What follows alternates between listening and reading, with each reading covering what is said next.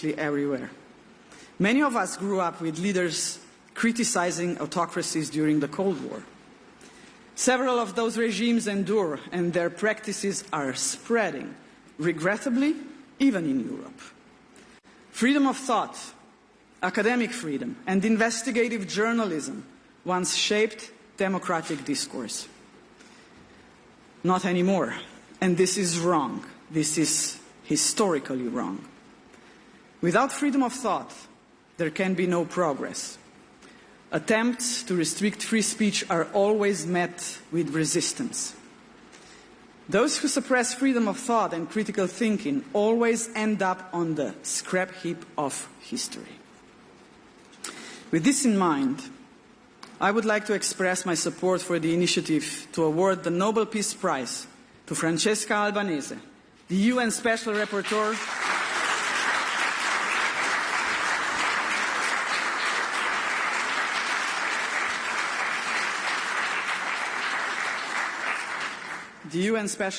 on the West Bank and Gaza, and to the doctors caring for the people of Gaza. They deserve recognition.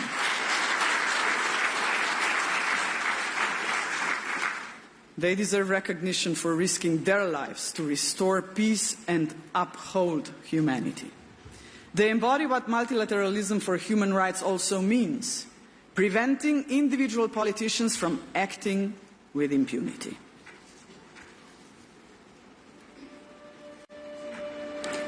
Dear friends, we cannot stand by and watch history unfold without us. We must not let cold pragmatism drain the soul from Europe. Now is the time to speak truth. Bold, unwavering truth to power. To bring the united in diversity back to the very heart of the European dream in an enlarged European Union. Human rights and human dignity flourish in a world that is stable and just. But it is in times of crisis and uncertainty that the true test begins. The test of our courage, our conviction, our willingness to stand firm and defend our values. Now is the time to raise our voices, not in whispers of compromise, but in a thunder of determination. Let us reject those who bend their values to the winds of profit and personal gain.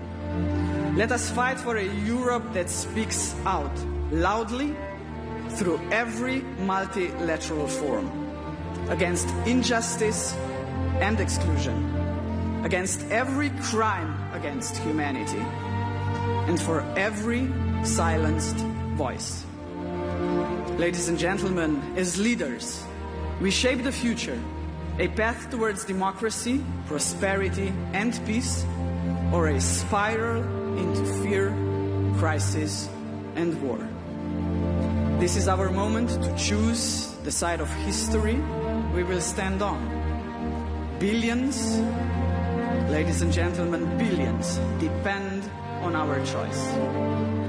We Slovenians believe in justice, and we have no doubt. We stand firmly and proudly on the side of humanity. Thank you.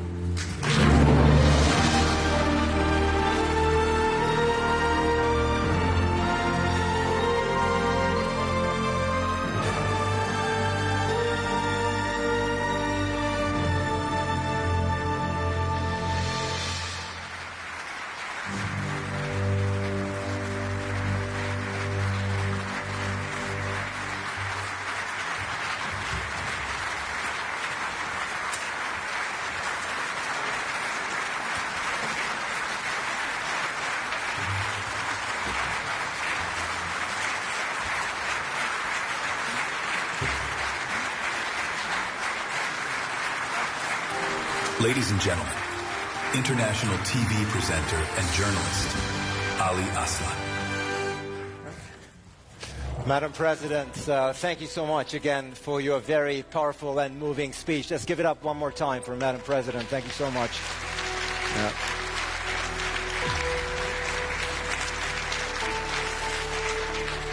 And thank you, of course, for a wonderful opening to the Bled Strategic Orchestra, ladies and gentlemen. Wonderful. Thank you so much.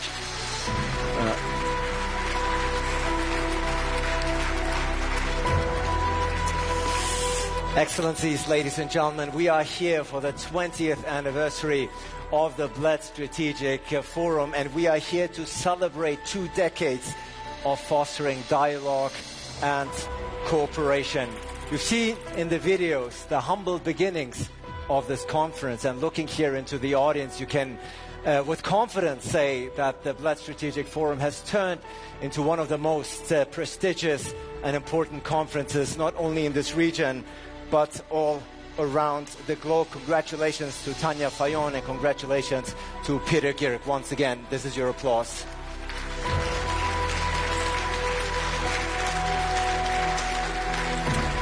Now, I myself, I've been part of this forum. I've had the privilege of being part of this forum since 2018. You might have seen me up there on the memory video there.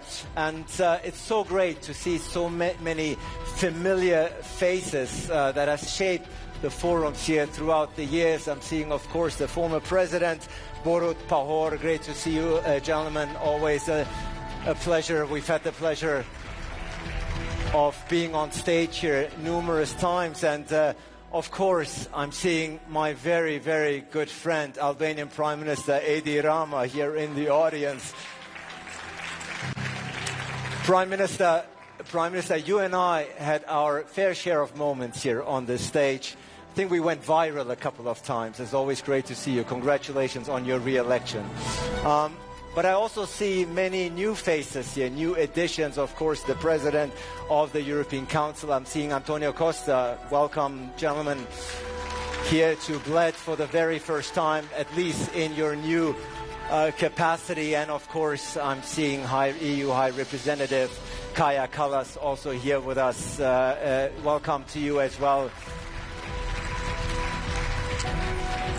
I'm very much looking forward to our conversation here later on this very stage. Now, 20 years, it might be quite unlikely because I'm looking at many fresh and young faces here, but is there anyone here by any chance who's attended all 20 editions of the Bled Strategic Forum? Let's see a show of hands. All 20? None. One? Okay, right there. You'll get the medal later on, remind me. Who else? Who's been here? Right here, one more time. Okay, you got to share the medal.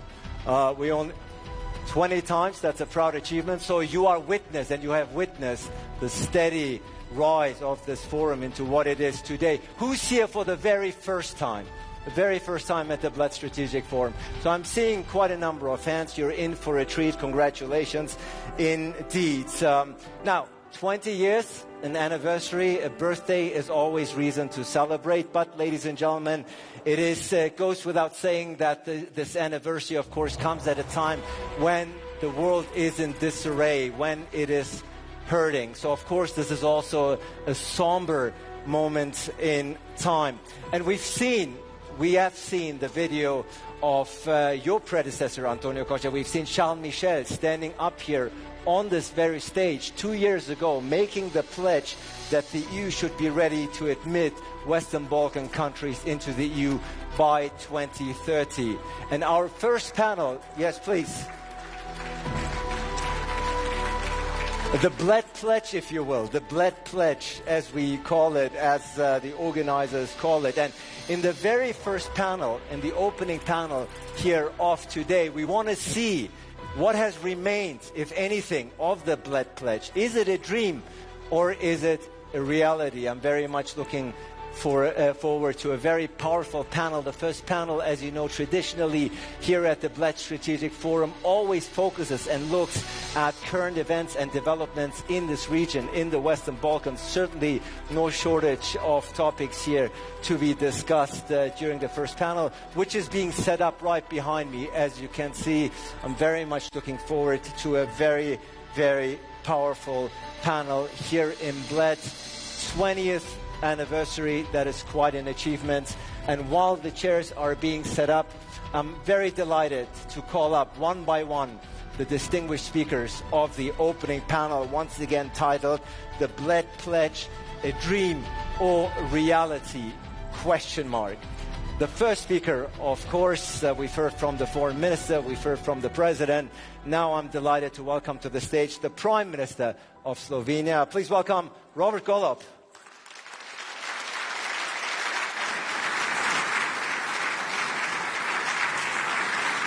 Always good to see you. And your names are right there projected on stage, so there shouldn't be any confusion. Also, delighted to welcome to the stage the European Commissioner for Enlargement, Marta, ladies and gentlemen, is here.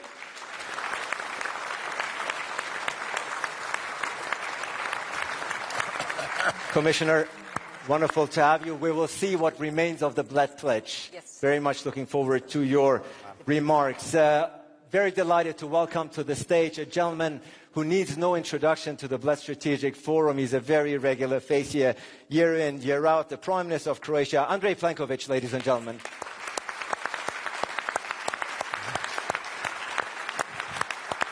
Prime Minister, good to see you. And ladies and gentlemen, I can speak from personal experience when I say a speaker, a leader who makes every panel more entertaining. The Prime Minister of Albania, Rama, ladies and gentlemen.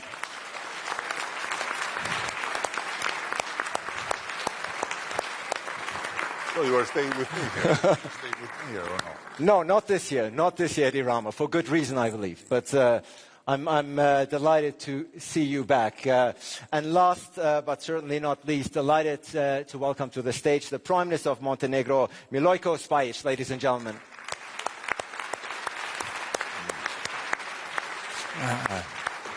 Very good to meet you.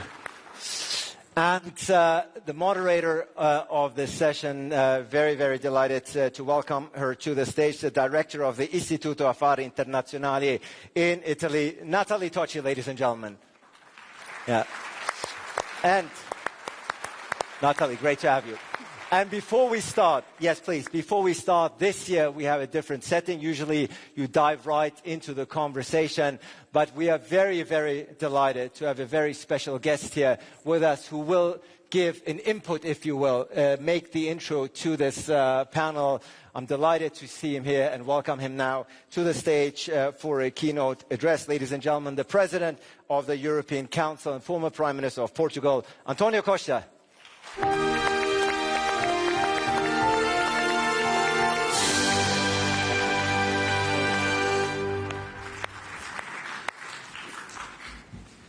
Madam President, dear Robert, dear Eddie, Mr. Prime Minister, dear Andrej, Marta, let me begin by expressing my sincere thanks to our Slovenian hosts for their generous hospitality and for once again making Bled a place where Europe gathers not only to reflect, but to think strategically, challenge assumptions and shape the future. And congratulations for this 20th anniversary. At this critical moment, as the tectonic plates of global order continue to shift, allow me to speak frankly about three things. First, the main events that shaped this summer. Second, what the European Union stands for, and third, how the European Union can become stronger and safer in today's world. In what the European Union is concerned, this summer was defined by two important developments. The European Union-United States Framework Trade Agreement and renewed diplomatic efforts surrounding the war in Ukraine. I'm aware that the frustration felt by many Europeans who perceive the Union as having been too passive in shaping these developments. Let me address this directly. We certainly do not celebrate the return of tariffs or the limitations of an unbalanced trade framework. But we must be honest about the broader picture. In today's interconnected world, trade, diplomacy and security inevitably influence each other. Trade is one dimension of our relationship with the United States. Security, especially during a war on our doorstep, is an existential concern. Escalating tensions with a key ally over tariffs while our eastern border is under threat would have been an imprudent risk. That is why, at this moment, we chose diplomacy over escalation. We gave space to dialogue, to choose restraint, because we are responsible. Stabilizing transatlantic relations and ensuring United States engagement in Ukraine's security has been a top priority. The European Union did not start a trade war, but yes, we refrain from retaliation, protect our own interest, the interest of European consumers by not taxing them with tariffs, the interest of business by providing predictability, and ensuring that our products and services are not at a disadvantage in relation to other exporters to the United States. That said, our partners, including the United States, must know that the European Union will always defend its sovereignty, its citizens, its companies and its values. Diplomacy should never be mistaken for complacency. It is true that this moment proved once again that our powerful single market of 450 million consumers, our rules-based approach are not sufficient. We must become more autonomous, more resilient, and more prepared to act, more sovereign. We cannot anymore rely just on our allies when facing threats. We must take greater responsibility for our own destiny. And that is why today I want to affirm one clear message on behalf of the European Union. We stand for a world where peace is protected, partnerships are genuine, and where the principles of the United Nations Charter are upheld not just in words, but in action. Europe does not retreat, Europe engages. First, Europe has stood firmly with Ukraine against Russia's war of aggression as the truly indispensable partner. Our support has helped Ukraine remain sovereign after more than 3 years of war. Together with our member states, the EU has mobilized over 170 billion, the largest contribution from any global donor supporting Ukraine's defense, economy, energy grid and institutions. Our security is tied to Ukraine's resilience, but equally to the idea that power cannot trump law. We are also supporting Ukraine's reconstruction and its path to the European Union membership. This is not a political slogan. It is a strategic reality that we are shaping every day. Secondly, in the Middle East, we are witnessing a humanitarian catastrophe in Gaza that shocks the conscience of the world. The scale of civilian suffering, especially among children, is appalling and unacceptable.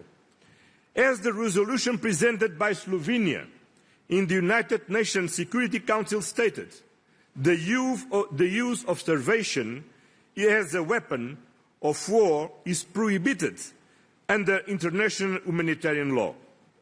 Regrettably, while supported by 14 out of 15 Council members, this resolution was blocked by the United States. The European Union has consistently condemned the Hamas terrorist attacks of October the 7th and continues to call for the unconditional release of all hostages.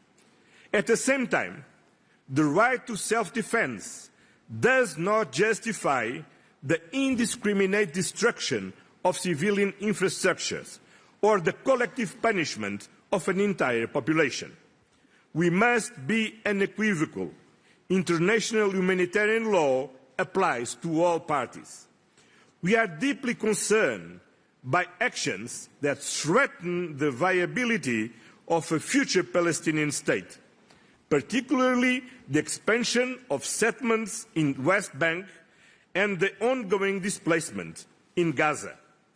These developments risk undermining peace and destabilizing the broader region, and for sure our friends from Egypt and Jordan can explain here very clearly.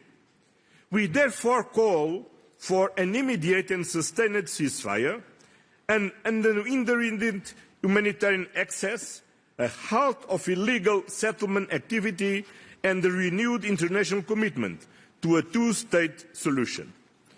The European Union remains the leading donor of humanitarian aid to Palestinian people.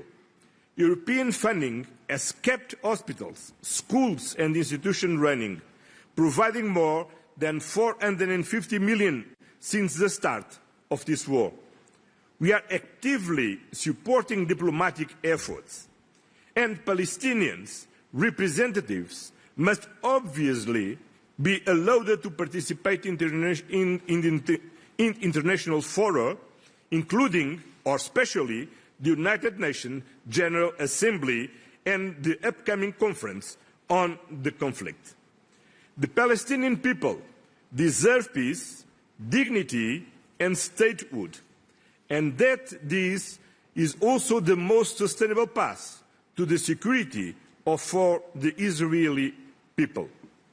We believe both are possible, but only if we act together, engaging more actively with our partners in the region and speaking with one strong European voice.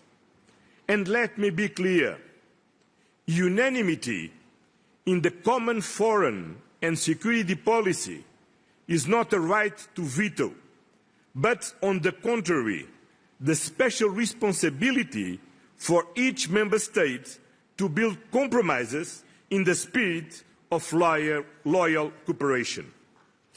Thirdly, geopolitical naivety is over. That is why we are massively increasing our defense investments to reinforce our own security, strengthen our industries and create jobs across Europe. This will also enhance our credibility and influence on the global stage. Peace without defense is an illusion. Soft power alone is not enough in a world where hard power too often prevails. In the meantime, contrary to the worst predictions, we have succeeded in keeping the United States engaged in NATO and committed with Europe's eastern security. Diplomacy still works and the transatlantic bond holds. The United States accounts for 20% of our exports and 13% of our imports. But the remaining 80% of the global economy also matters, and Europe must engage with it more actively. That is why we are building stronger trade and industrial partnerships across the globe. We are advancing deals with Mercosur, Mexico, India, Indonesia, Philippines and Thailand, not just to boost trade, but to increase predictability and resilience. Diversification makes our supply chains more secure and reduce strategic dependencies, especially in critical raw materials. Our updated global gateway strategy is expanding our cooperation across across Central Asia, the South Caucasus, Latin America and Africa. It is a trade and investment agenda based on sustainability, digital innovation, labour rights and climate alignment. Because trade deals, not tariffs, deliver real benefits for countries, companies and citizens. Europe remains a reference point, not through coercion, but through example. For decades, the European Union has helped lift millions out of poverty and has stood for development, democracy and peace. Our soft power is not naive, it's necessary. In the fragmented world, our contribution is needed more than ever. And finally, let me conclude by addressing our own future. The European Union is not a closed club. We are a community of values and a project of peace and prosperity. And that project is not yet complete. The accession path of the Western Balkans, Moldova and Ukraine are not just promises. They are priorities. These countries are at the heart of Europe and they are part of Europe's future.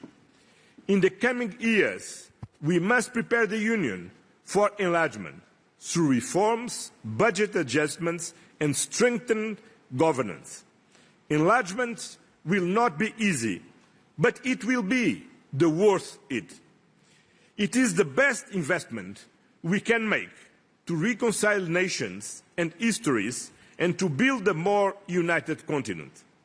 We will continue to work with all accession partners and take advantage of its positive momentum on enlargement. The European Union's growth plan for the Western Balkans is a potential game changer, offering financial support and incentives for reforms, regional cooperation and economic integration. We must not lose this momentum. All leaders must do their part. All parties must take responsibility. Because this is not about geography. It is about values, democracy, human rights, freedom, rule of law. This enlargement presents a significant challenge for the European Union and its member states, but is even more demanding for the Western Balkans countries.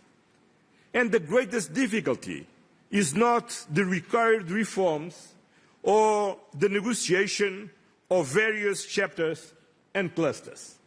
The real challenge lies in adopting a new culture mindset, overcoming historical conflicts in order to build a shared future.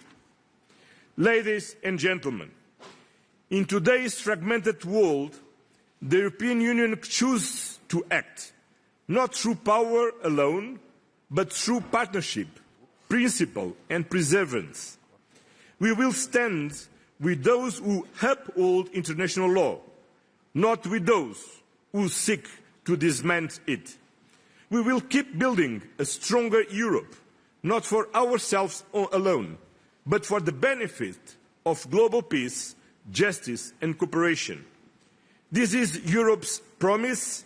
This is Europe's purpose. Thank you very much.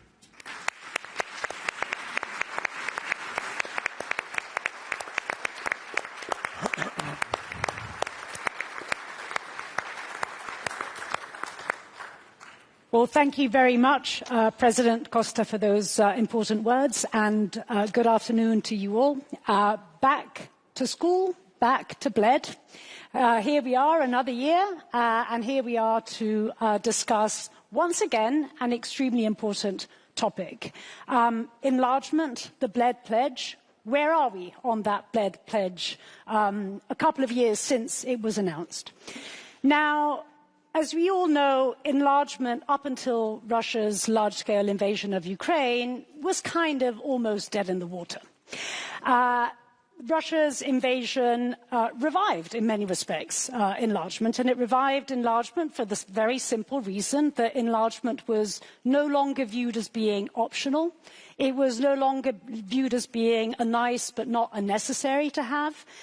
There was no stable grey zone in between the European Union and what lied to the east, and therefore all of a sudden enlargement once again was understood as being strategic, as being in our own interests, as being perhaps even existential.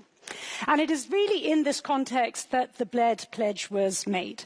Now, I think in fairness what we can say a couple of years on is that a number of very important things have happened. New countries have been recognized as candidates to enlargement. Accession negotiations have been opened with several others. Accession talks have been accelerated with a couple represented here on stage today.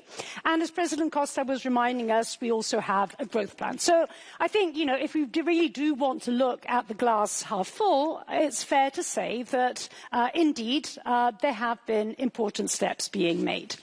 But for true believers in enlargement, for enlargement enthusiasts, I think as many of us in this room are, we tend to look often also at the glass being half empty. What is it that we could do more? What is it that we can do to accelerate further? What is it that we can actually do to ensure that that Bled Pledge is not only met, but perhaps we can even anticipate it by a couple of years?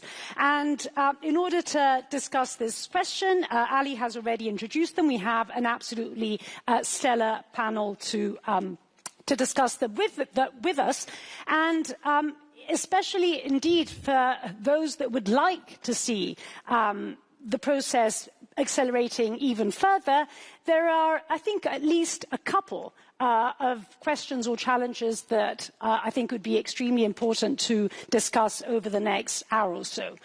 The first is what I would define as being the poison in the enlargement process. And the poison in the enlargement process is the bilateralization and the politicization of the enlargement process. The way in which member states, some member states, have, and this is not an entirely new phenomenon, but it's certainly a phenomenon that has become graver over time, have hijacked the enlargement process for reasons that have very little to do with the EU's own interests and values. So that's, in a sense, one challenge that I'd like to put on the table. And then, of course, there is another broader challenge, which is the fact that, particularly I think if we think back, a year ago, many of us thought and really believed that with this new political institutional cycle that began, enlargement would be the priority. It would really be up there in terms of what is it that the EU set out to achieve. And whereas, of course, it is a priority, the last year has inevitably perhaps seen a number of other important issues on the table. Defence, obviously, being one. The broader question of competitiveness, as President Costa was reminding us, obviously the trade issue and the tariff war with the United States. And so here we are in a situation in which glass half full, a lot has been achieved. Glass half empty, a lot more can and should be achieved. And so perhaps to kick us off with the discussion, Commissioner Costa, let me begin with you. You're also obviously a real believer in enlargement, and not only are you a believer in enlargement, but you're putting a hell of a lot of energy into actually making the Bled Pledge a reality. So let me perhaps begin by asking you, what is it that you can actually do, or we can actually collectively do, to make sure that enlargement is actually bumped up that list of priorities facing the European Union? Yes, indeed. I see the enlargement process as much more than making our European Union bigger in the number of square kilometers or in the number of people. For me, enlargement today is really what we have heard from the Slovenian president before. It is also a kind of unification of Europe, which we haven't had before in our history. And what can we do? You know, it will be soon that I will be 1 year commissioner, and 2, 3 more very much important points. First, the red line, what I see in my work, also working with the candidate countries, is the importance of leadership. It cannot be, the accession process cannot be successful if it's not led by the leaders, like we have Milojko and Edi today, who first believe themselves that the best for their country is the EU membership. They live this, they show this.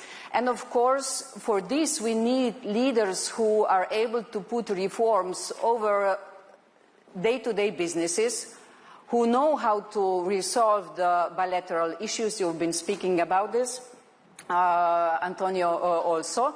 And third, who also understand, I call this the soft point, that it's their task to bring the people of their country to this so-called soft point when everybody will understand, indeed, it is moving and we are doing it and we are making it. The accession process is not only about what we do in Brussels or what the leaders do.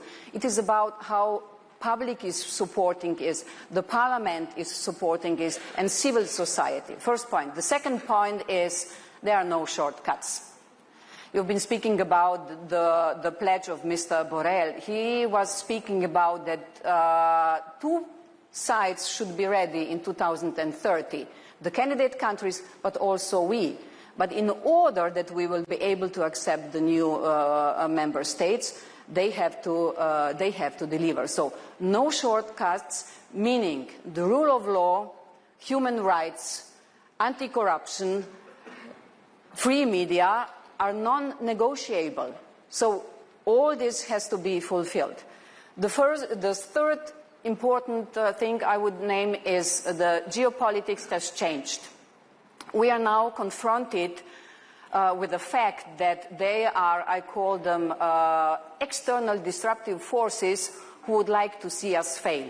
If I very simplify, in the past it has been, if a candidate country has fulfilled the criteria, it could enter.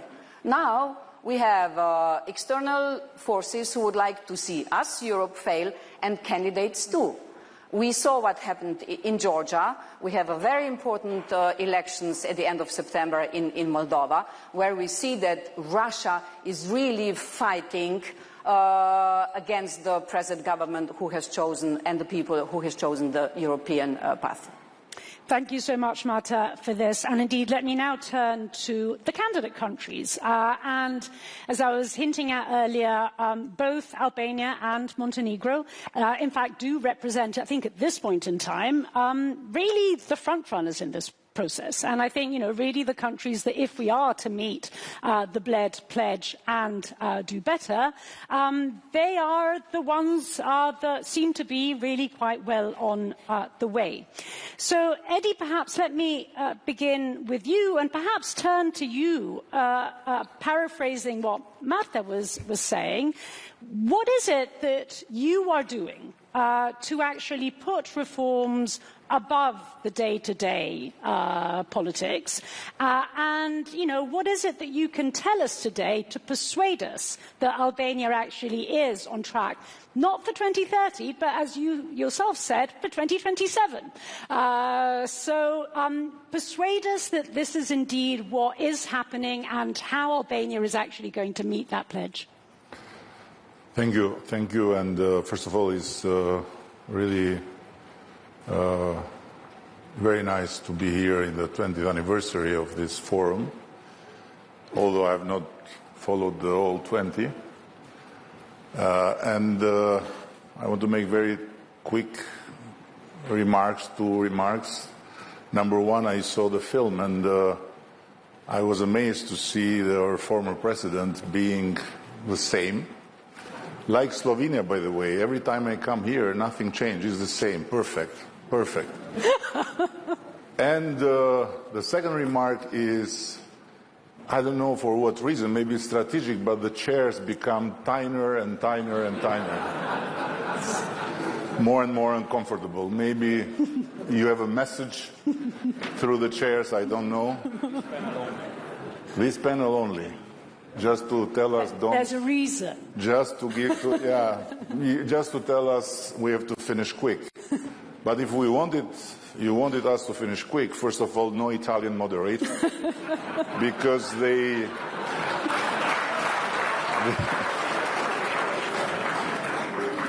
become the main player. And second, no Balkan people, you know, and no candidates, which are even more frustrating. So no, I think it's not that we are saying that we are ready for 2027, but it's that thanks to a Slovenian record breaker in swimming, we have a very clear objective put on our table by the Commission, challenging us to deliver on all benchmarks and on all criteria, and to end the negotiations until 2027.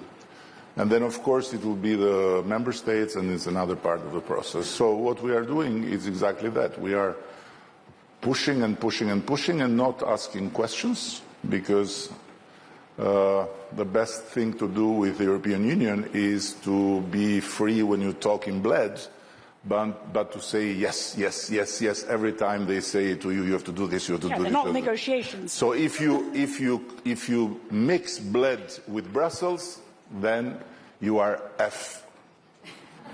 So if you don't want to be effed, you have to do in Bled the sharing of the vision and different opinions and everything you want to express, and then go to Brussels and simply be a very, very diligent student. But this being said, I want to say that there is no rush because I believe that the most important part, for us at least, Albania, Montenegro is a big country, I'm talking about Albania, it's to use the process of the accession as a process of state building, because Europe is a bless for a country like us, because it's the only place where you can get the knowledge of how to build institutions. We never had institutions before in the real sense, and to build institutions is the most difficult exercise. And this is what makes the difference between Afghanistan, Iraq, or name it, where our very dear friends from the other side of the ocean have thought that with bombs and with values you can change the country, but it's not the case. What we have in Europe, although we got out of a history that was similar, very similar, Iraq, Afghanistan, whatever, in terms of lack of freedom, in terms of all brutalities, is the know-how of institution buildings. And so for this, I tell to everyone back home, we have to be diligent and to do the work. It's not something we necessarily like, you know. We don't necessarily like to have the traffic as perfect as in Germany, but we have to do it. And Europe is here to learn us, to teach us how to have traffic lights and how to have good circulation within the institutional life. It's something amazing, and we are progressing. But beyond the leadership, I must say, in our case, the Albanian people, we are far from the second in terms of being Euro-optimistic, because we love Europe unconditionally, and although Europe has made us suffer a lot, we have the full conviction that we are going to marry one day. So Finally, they have cut some of the bullshit, which took for many years saying, we love you, but we are not ready to talk to you. We love you, but now they are talking. So there is a step further, as Marta says, I say is marriage-based, she says is merit-based, so we need to deserve the marriage, and we are working for it. Thank you, Eddie. And Milojko, let me turn to you on this. Tell us about your true love for the European Union. Tell us about what you are doing to persuade this at times rather difficult entity, animal, to indeed engage in marriage. And tell us what you're doing on, again, coming back to Marta's point, on putting reforms above the domestic fray of politics, and perhaps above all, what more could you do? Well, first of all, yes, Montenegro, it is a small country in many ways, but it's one way, it's a very big one. And I thank Eddie for mentioning that, because I think Montenegro is the most ethnically diversified country in Europe, by far. We don't have ethnic majority. The only country in Europe that doesn't have ethnic majority. So everything has to be built by the compromise. And you need, and by the inclusive approach that includes everybody. And when I say everybody, it's not like Finnish, Norwegians and Danes. It's Montenegrins, Serbs, Albanians, Croats, Bosniaks, and other folks from the Balkans. The usual suspects that created instability for decades before, etc., etc. So you can imagine the amount of challenge that we are facing, obviously, in Montenegro, but winning this quote-unquote war in Montenegro, it's a small EU in a nutshell. It's a small Balkans in a nutshell. If we do this by values, and the way we are going to build a consensus is around European Union, obviously, accession, that's number one. Number two, it's about the economy. And number three is about the rule of law, treating everybody fairly and squarely, regardless of their ethnic background. And, you know, this is what is really important, and I think we managed to do it to the big extent, obviously. In Montenegro now, within the majority, we have all the parliamentary Albanian, Serb, and Bosniak parties, that are obviously Montenegrins as well, but I'm saying those from the region, which was unthinkable before. Now we have them all in the government, in the majority, deciding together. And we just had only the Germans to be an EU... and Italians. A German minority there.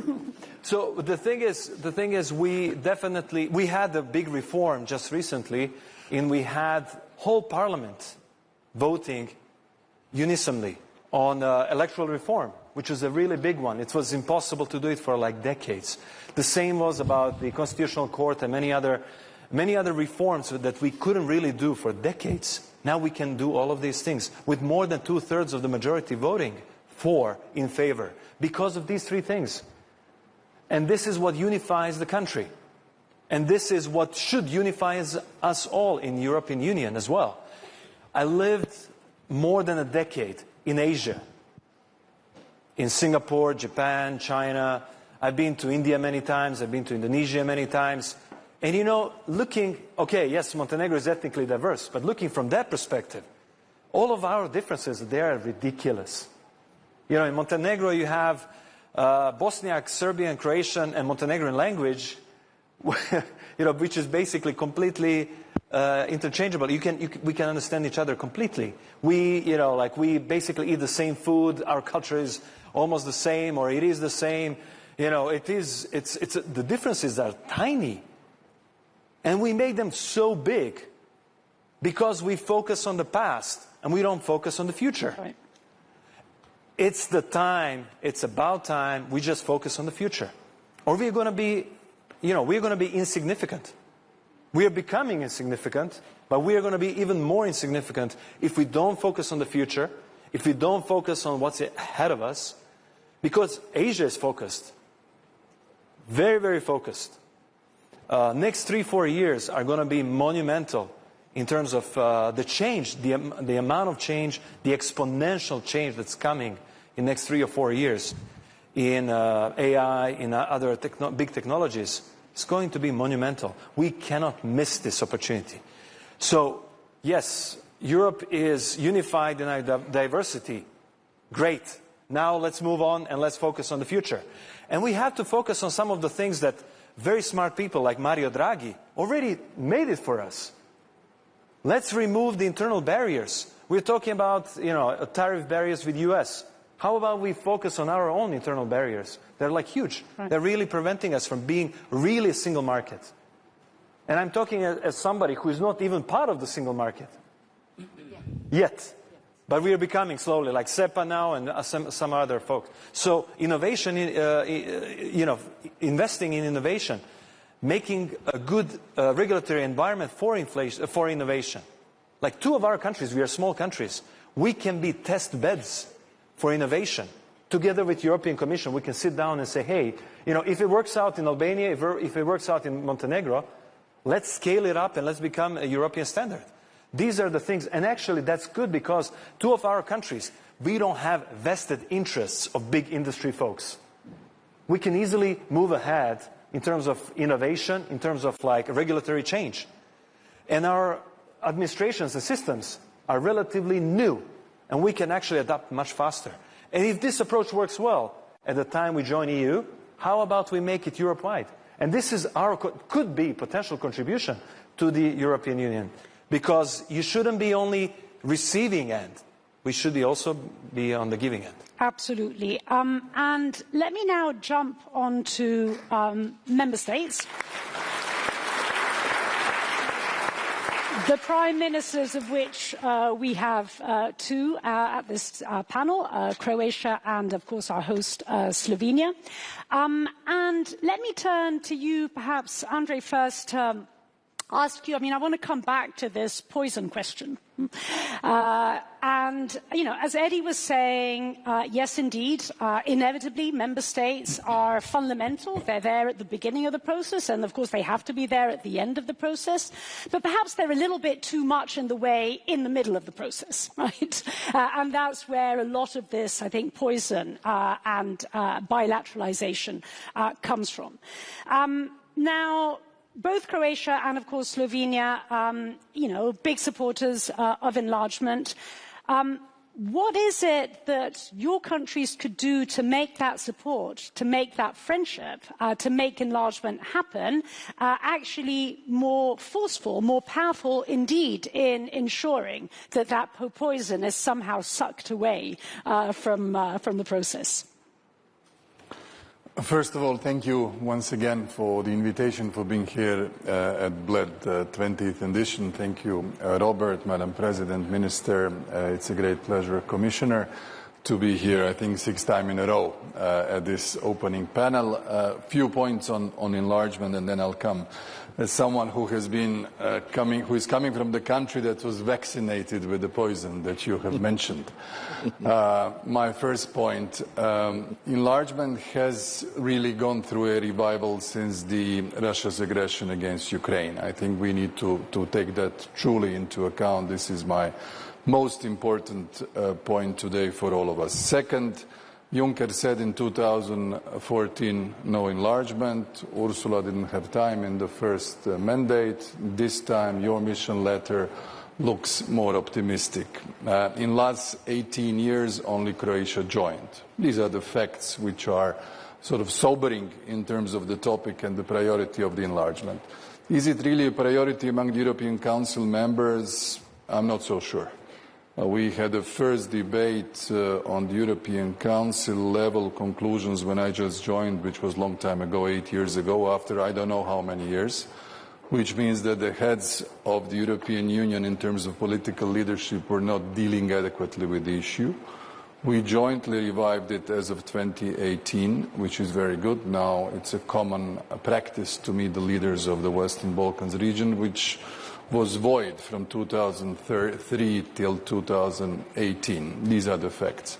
But the main point about the enlargement is, of course, the preparation of the candidate countries, the political momentum, that the critical mass of support exists, but the real issue is the decision-making process and the budget.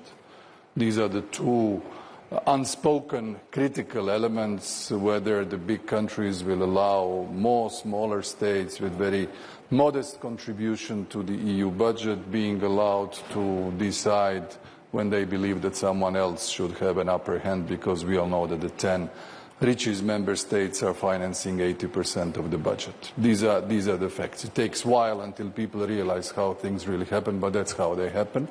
And that's why I think the candidate countries should really take a good look at what Germany and France are saying about the decision-making process. These are the consequences of the top jobs game back in 2019. I think it has the biggest and the deepest consequence to the decision-making process of the EU, and I see that not many people are understanding this, but this is the gist of the problem. When it comes to the bilateral issues, well, I'm in Slovenia, I'll be very polite, let's say history is history, but putting bilateral issues into the accession process is not very healthy for the accession process. I will just say that we have a current situation with North Macedonia, which is very visible. For those of you who are younger, North Macedonia was more advanced than Croatia when we had the Zagreb summit in 2000. They initialed the association, the stabilization and association agreement on the 24th of November 2000. I was there, so I remember that. And it's been 25 years. They haven't started properly the accession process, and we've been a member for more than 12 years. So a lot of things are ethically unacceptable, but they happen. And I think we should find a common strategy how to avoid this. I think there is a lot of maturity among most of the member states to not to do that, especially the whole QMB concept is being introduced, whether it's for enlargement, whether it's for foreign policy. And then again, you look at the smaller countries. If the QMV is installed, and since not everybody is behaving in the spirit that Antonio mentioned, and we know it, he is now the new master of 27-1 and the chairman's conclusions and all of the diplomatic nuances that we adopt, but that's the way it is. I have the feeling that many countries will never allow the consensus go away, because literally they become overnight irrelevant in terms of decision-making process, and that's why this sort of scholarly or theoretical narratives, they just hit the hard reality when it comes to the statement's craft and what one should do and what one can do. So I think we should continue with the healthy and impulses that Marta is saying, and help our friends to do the reforms. Unless both conditions are met, that the criteria are really fulfilled and the political momentum is created, there will be no enlargement. Very clear. We know it, and avoid all the poisonous elements as much as possible. Yep. If we behave in a poisonous manner, some countries will never join the European Union, and we are not behaving like that, on the record. Absolutely. Robert, let me turn to you now, and I think picking up some of the remarks that Andrej was making there, and if I could sort of sum it up, you basically have a situation in which there is, at times, a very small but very active and vocal minority that stands against. And in general, there is a very large majority that is in favour. But that large majority at times, and this is me adding to this, is at times relatively silent. I mean, at times, indeed, enlargement is not as much as a priority as we would like it to be. So the question really to me is not so much what is it that can be done to persuade that very small and vocal minority, but what is it that can be done to make that majority in favour actually make that majority less of an abstract majority and more of an active majority? So what is it that you think member states, including your own, could do? Okay, first, a big hello from myself as well to all the guests and the public. Many things have already been said. And what Andrej was explaining is how things work behind the scene at the European level. But I believe you're quite right when you say that majority of member states are, I would call them more or less not interested or neutral. Not interested because it's a nuisance to them to deal with it. Right. So that having been said, there is only one path forward. For the candidates, being as proactive as possible, taking both Milojko's and Edi's stance, saying, okay, this is something that we need to do because it's good for our country, it's good for the institution building, it's good for economy, it's good for our self-esteem, whatever. And on the other hand, a lot of proactive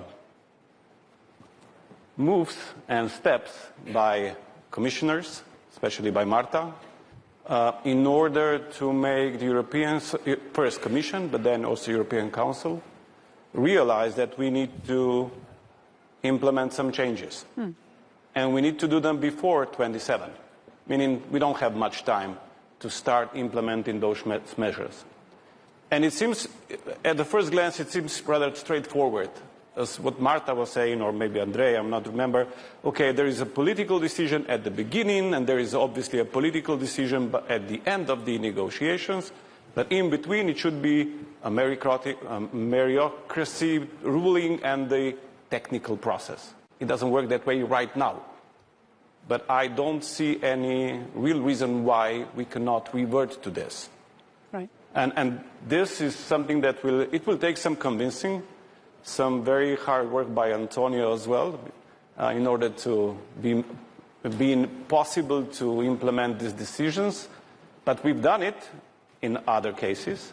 26 or 27 minus 1 formula worked in other cases, so it might work in this case as well. So it's doable, but Marta will have to find not just against the wind of poisoners, but also against the wind of ignorance by many others who are not really willing to go into the changes of the decision-making process. But still, it's doable, and Marta is, I know, she really lives for this work. She's doing, and she lives for results as well. So I think the enlargement process is in very good hands. The other good thing is that even though it comes from not so happy circumstances, is that after the Russian aggression on Ukraine, even though in war, they are really implementing all these institutional changes really fast. So they are not giving European Commission any excuse when they ask for speeding up the accession process. And it's going to be real hard to say no to people in war if and when they really fulfill all the conditions. Yeah. And this is the window for the Western Balkans. We spoke about it 2 years ago with Charles Michel here, that the window has been opened. So it's really more or less now or never, because afterward, I really believe in 5 years it's going to be closed again.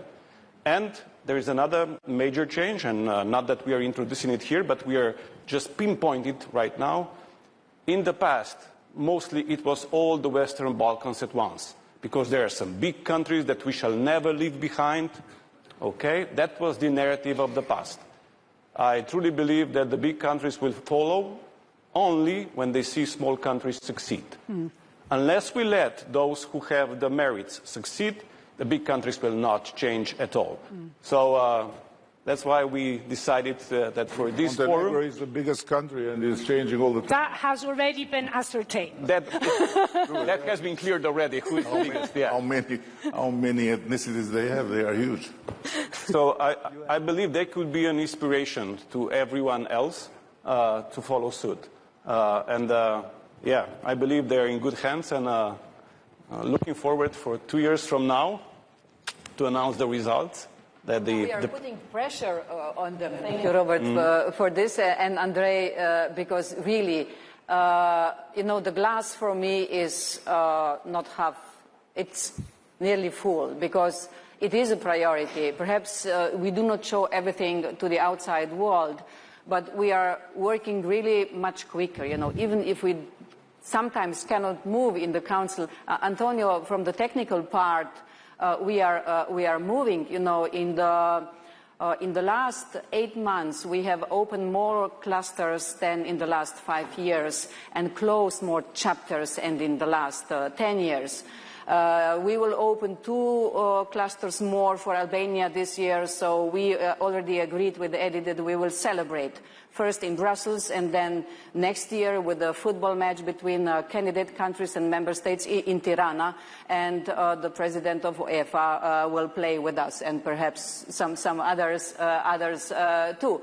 Then, of course, with Montenegro, and now with your help, thank you for this, Andrej, we are advancing, and it is possible, you know, if we finish in 2026 with the technical part of the negotiations, then in 2028 we could get the 28th member of the EU. If Eddie will do it as he is doing now excellently in 2029, we could have the 29th new member of the EU, and then it's shortly 30, but then my mandate is at the end. So I don't have enough time anymore, just 4 years more. So I have to hurry up. But may I, if I just add, I was speaking about the leadership and how is this really, you know, for me, yes, I am goal-oriented. That's why we made an Eurobarometer on enlargement. Tomorrow we will publish all the results. The citizens of Albania support the EU membership by 92%. We are loyal people, you know. We supported the Ottoman Empire by 92%. We supported the Soviet Union by 92%. We supported Maoist China by 92%, and now EU. And our best is that even when they fail, we are with them until someone else comes. So when you will fail, we'll say no. We are EU. Full stop. Know, Eddie, like the Japanese soldier in the forest. When you told me a few months back that more than 90% are supporting, I thought, gosh, you know, you're going back to the communist times. But now we have the proof, and it is nearly 70% in Montenegro. What I want to say, if people do not believe and the leaders do not speak about how important this is and what it has to be done, you cannot get that much support for the EU membership. And you got it in Croatia, we got it in Slovenia. And from this aspect, really, it's not about the benchmarks. I agree, Antonio, with you and with the clusters and chapters. It is really about the leadership on both sides. But hang on a sec. I don't hang on because I am here to speak. You are here to moderate. Yeah, I have to moderate you. Moderate, okay. No, I just wanted to add something, but moderate. Okay, I'll moderate you and give you the word in a moment. In fact, I wanted to ask... I'm indulging just because we were your vassals once upon a time. There you go. That's right. That's the real reason they chose me. But I wanted to ask Andrej, and in fact you Eddie, because your remarks, although they were not intended to do so, but they sparked a thought in my head. And that thought in my head is that as we meet here in Bled, others are meeting in China. And there is a different order, if you like, in the making, right? And there's a love fest going on as we speak between Putin and Xi and Modi and several other mostly rather unsavory characters.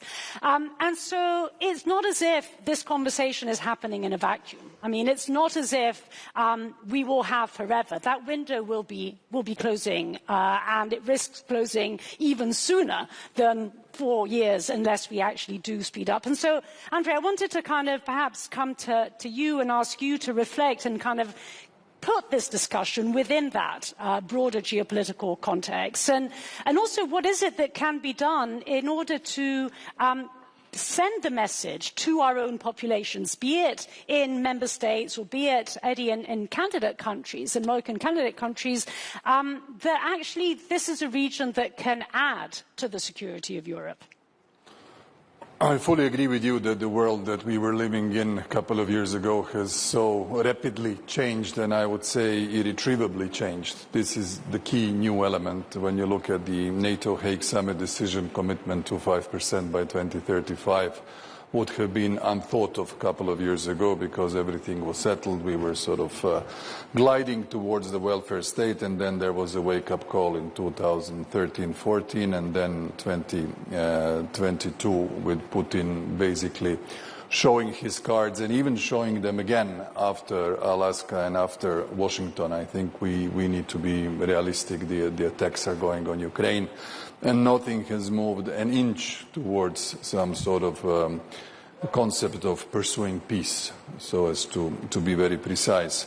The new alliances which are being forged by the biggest, largest, most numerous and economically very influential powers, not to mention nuclear powers, is critically important for the West. I mean, we are still in the phase after the United States presidential elections, in the phase of consolidating the transatlantic relationship, which is bumpy.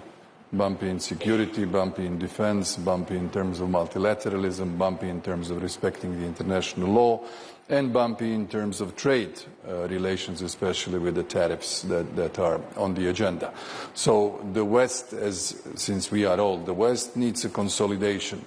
The slower the enlargement, the more influential other actors will become in all of the countries of the Western Balkans. We are all being polite, but when you look at the harsh political reality, you have North Macedonia blocked, you have Serbia under more than 2 years of biggest and strongest and the most serious internal unrests and demonstrations at the verge of the civil war. Bosnia and Herzegovina with Dodik overstretching for years whether he will separate or not, hop, he's out. This is where we are today with Banjska that left without a serious remark or articulation back in 23 by anybody in the European Union. We pretended it didn't happen. These are the realities of where we are. So I think we should be really sober about the enlargement and the changing global context. I'm very much in favor of the enlargement. I think all the countries are doing a fair share of efforts to join, but they need to stabilize politically. The numbers of political support are not enough. We also had big support before we joined. If I went now to a referendum, 50-50.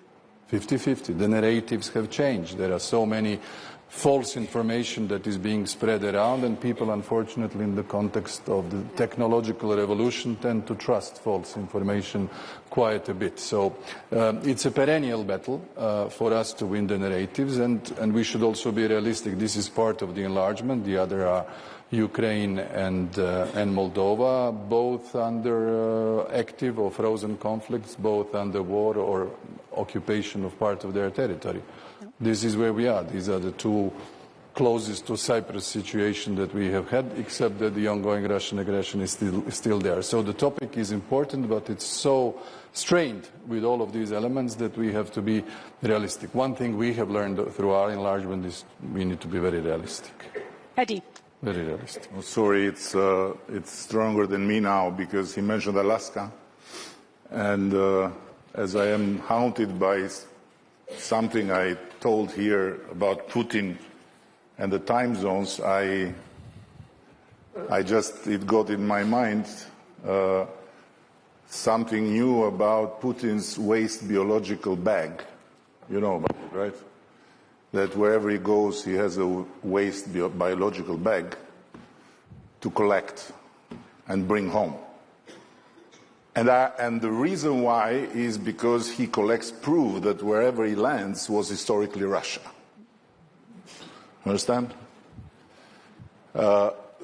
So I want to go back 1 second to the joke, to the half joke and half truth about our 92% historically, because it's true.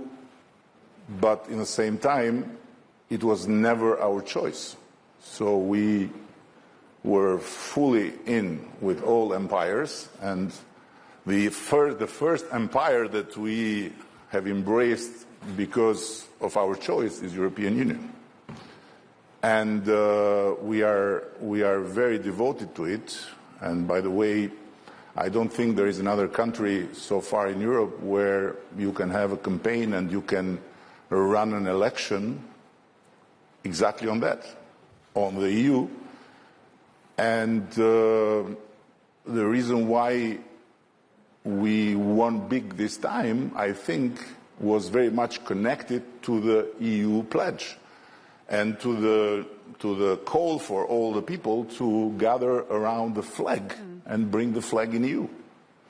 Now, I was before in another room and in another talk, and someone from Slovenia said to me, "You are doing great, but be careful for what you wish, because we are in EU and it's not going well for us." And I told them, listen, you are in such a good place in Slovenia that if we go through the list of things you have and we would wish to have, it's huge. Are you absolutely sure? But there is one thing in the list where we beat you, which is optimism. You are quite depressed here, you know? And, you know, because it's so perfect, it's so beautiful, and you are really scared that who touches something will do something wrong, you know? While in Albania, there are so many things we need to continue to improve and to adjust that is just the drive. And secondly, to your question about what happened in China, here comes the part that has nothing to do with our negotiations, but has to do with me as a European, free European. I believe that Europe should have been there. So I believe that Europe should be everywhere where the world meets. And Europe should give up on Europe. It's not just Europe, it was the whole collective West until a while, since the change happened in America, but should give up on trying to impose to the others its own way of living. What we need to do is to protect our way of living from the others, but not to select friends and to select whomever we want to talk with based on their ways of living. So it's because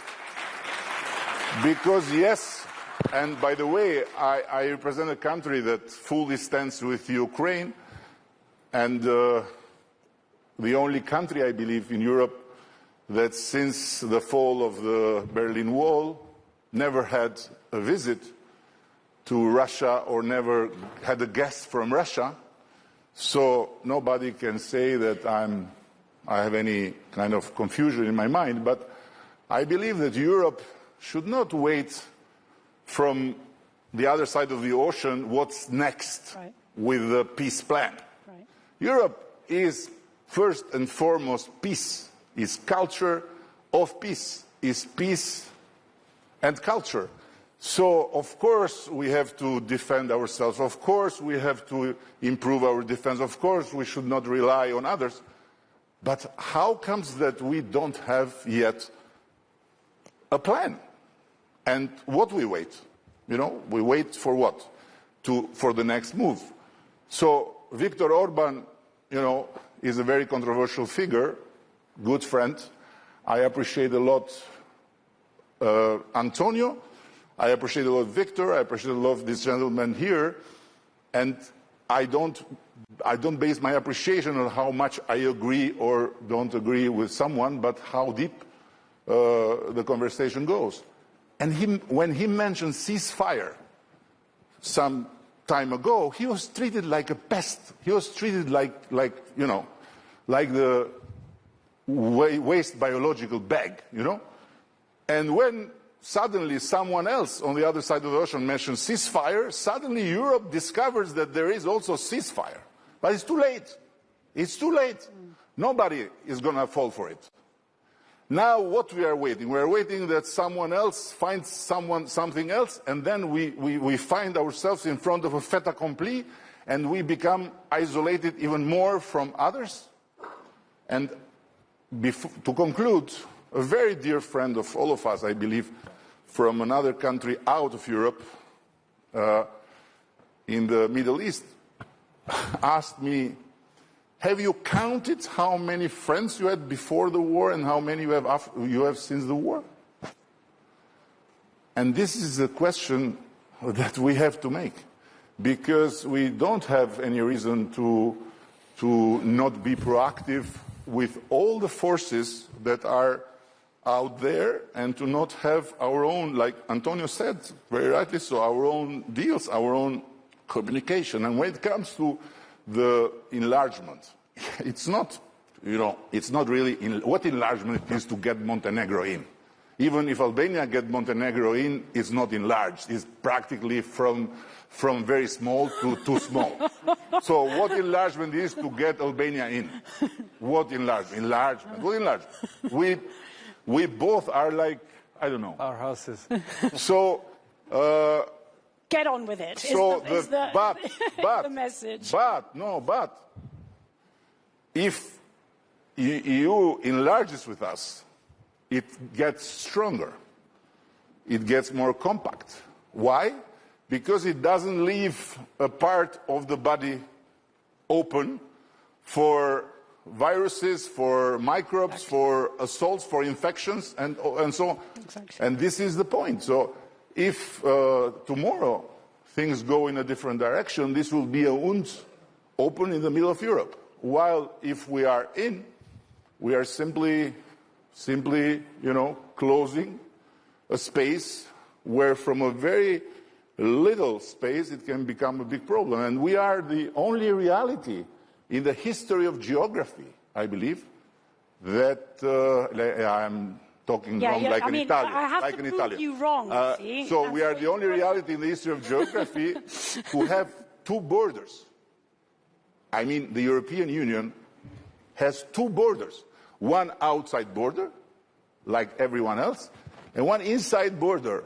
And within the inside border is me and him, Now, what enlargement? Close this, get rid of this inside border. Single market, we entering a single market will be China or Japan threatening Europe. Bring us in. Thank you, Eddie. And we bring some fun. We bring some fun, some optimism, some youth, some desire for life. Okay, we got it. Happy marriage, Prime Minister.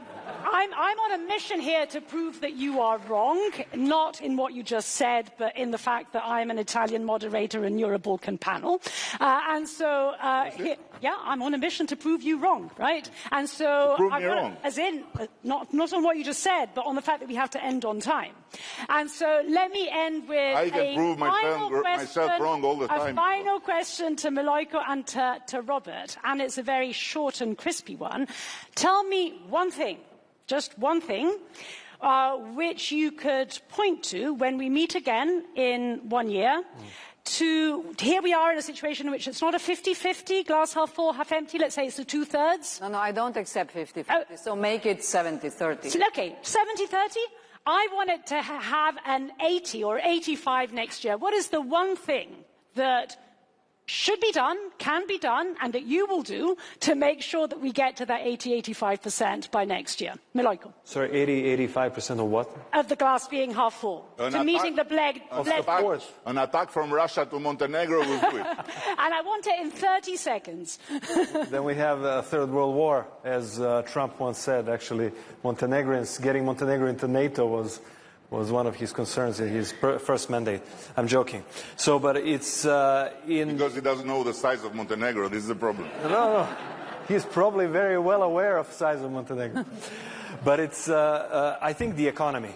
Going back to the basics, guys, the economy is all. It's how are we going to pay for defense? How are we going to pay for many other things? How are we going to keep the political support? Why you don't even need defense? If you are all occupied, you are occupied. No, hang on. We need a distinctly, I would say, different and better story on the economy by connecting the economy and real life of the citizens with all the geostrategic approach that we need to do. Like we need the real, the people have to see the economy improving. This is the key. Last word. You want a realistic answer? Yeah, but an optimistic, realistic answer. Okay, the optimistic is they're going to close a record-breaking number of chapters in the next 12 months. You all and they mostly. And Antonio will find a way how to reshape the decision-making process in order to bring them to the final decision on whether they can get in or not. Unfortunately, realistically, it's going to take 2 years. Okay, I can live with that. I can live with that.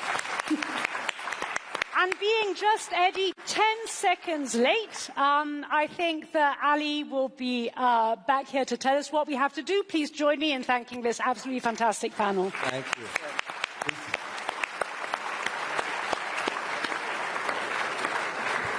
You see how much he misses me. Look. I do miss you, Prime Minister. Yeah, it's always good to see you. Next year, perhaps we'll be back on stage together, Prime Ministers, Commissioners. First of all, thank you so much for a very thoughtful and very thought-provoking discussion. Hopefully, at the very latest, in 2 years of time, we'll have these two gentlemen here as full-fledged members of the European Union. Thank you, Natalie, for your moderation, for finishing on time. Ladies and gentlemen, before I let our esteemed panelists go and leave those uncomfortable chairs, let me just point out very quickly before we take a quick break, please don't stray too far because we have another highlight for you, a one-on-one with EU High Representative Kaja Kallas, where perhaps many of the issues that you have laid forth will be picked up again. Prime Minister's Commissioner Natalie, thank you so much. This is your applause. Much appreciated.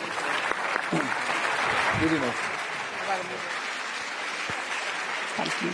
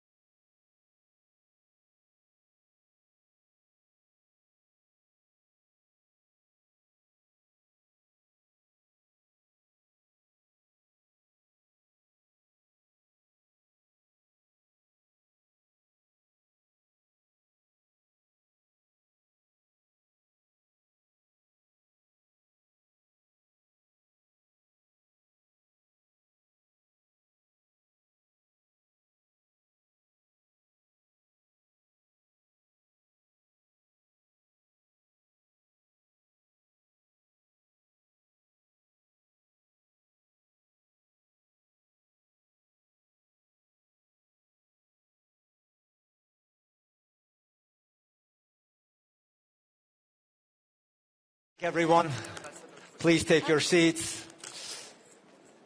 We are here once again at the 20th anniversary of the Bled Strategic Forum. And I think I speak for all here when I say this has been a very powerful, very moving, very thought-provoking opening of the 20th anniversary of the Bled Strategic Forum. And we're going to continue in style. Very, very delighted to welcome to the stage a woman who is very much at the forefront of shaping EU foreign policy. Delighted to have her with us here at Bled today. Ladies and gentlemen, the EU High Representative and Vice President of the European Commission, Kaja Kallas, ladies and gentlemen.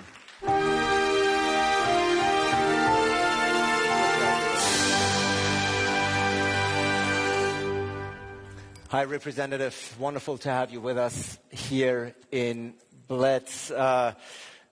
Not surprisingly, we're going to start this conversation with Ukraine. You have, of course, built a very strong reputation as a strong voice on Ukraine, and your unwavering support for Ukraine has actually earned you a spot on the Kremlin's wanted list. 3.5 years into this war, you speak to your counterparts, you speak to 27 EU foreign ministers. 3.5 years into it, do you see signs of war fatigue among EU member states? Of course I see signs of war fatigue amongst our public, and this is very, very understandable. At the same time, we don't have war, so why are we tired of the war as we are not fighting the bombs every day? But I see absolute resolve amongst the European countries still. Also European leaders being together with President Zelensky in the White House and really delivering the messages, reading Putin and his actions the way they're presented. So even if we are over 3 years into this war, then our unity still stands. Yeah, you were just attending a meeting of EU foreign ministers in Copenhagen, and you're saying the resounding feedback that you're getting is we are still very firmly behind Ukraine 3.5 years into this war. No, this is true, and this is reflected by our actions as well. I mean, we are working on the 19th package of sanctions regarding what more can we do to pressure Russia, because everybody understands that this is the only thing that Putin really takes seriously. Why he wanted to have this meeting in Alaska was to really postpone the sanctions threat that was coming from United States. So he really doesn't want the sanctions. And if we look the effects on Russian economy, we see that the sanctions really work. Yes, of course, we need to do more because the war is still going on, but the economy is not doing well. Yeah, interestingly enough, you say amongst the deciders, amongst the politicians, amongst the leaders, you don't detect a war fatigue, perhaps amongst the European public a bit. Interestingly enough, there's a very recent Golob poll, which you, I'm sure, are very familiar with, which states that 69% of Ukrainians want a negotiated end to the war as soon as possible, as opposed to 24% who want to continue fighting until victory. So war fatigue is not just a European issue. Clearly, it's also very relevant and pertinent amongst the Ukrainian public. I mean, this is, they are living under bombs every day. 3.5 years under bombs. You want this to stop. Recently I read a book by Erik Larsen, The Splendid and the Vile. It's about Churchill and his family under the bombardment of Nazis and the London bombardment. And also the parallels that we have today with this is really, very much the parallels are there. And it is showing very well how people, of course, you can't sleep. your friends are getting killed, every family is affected, everything. I mean, of course you're tired, you want this war to stop. And of course Europeans want this war to stop as well.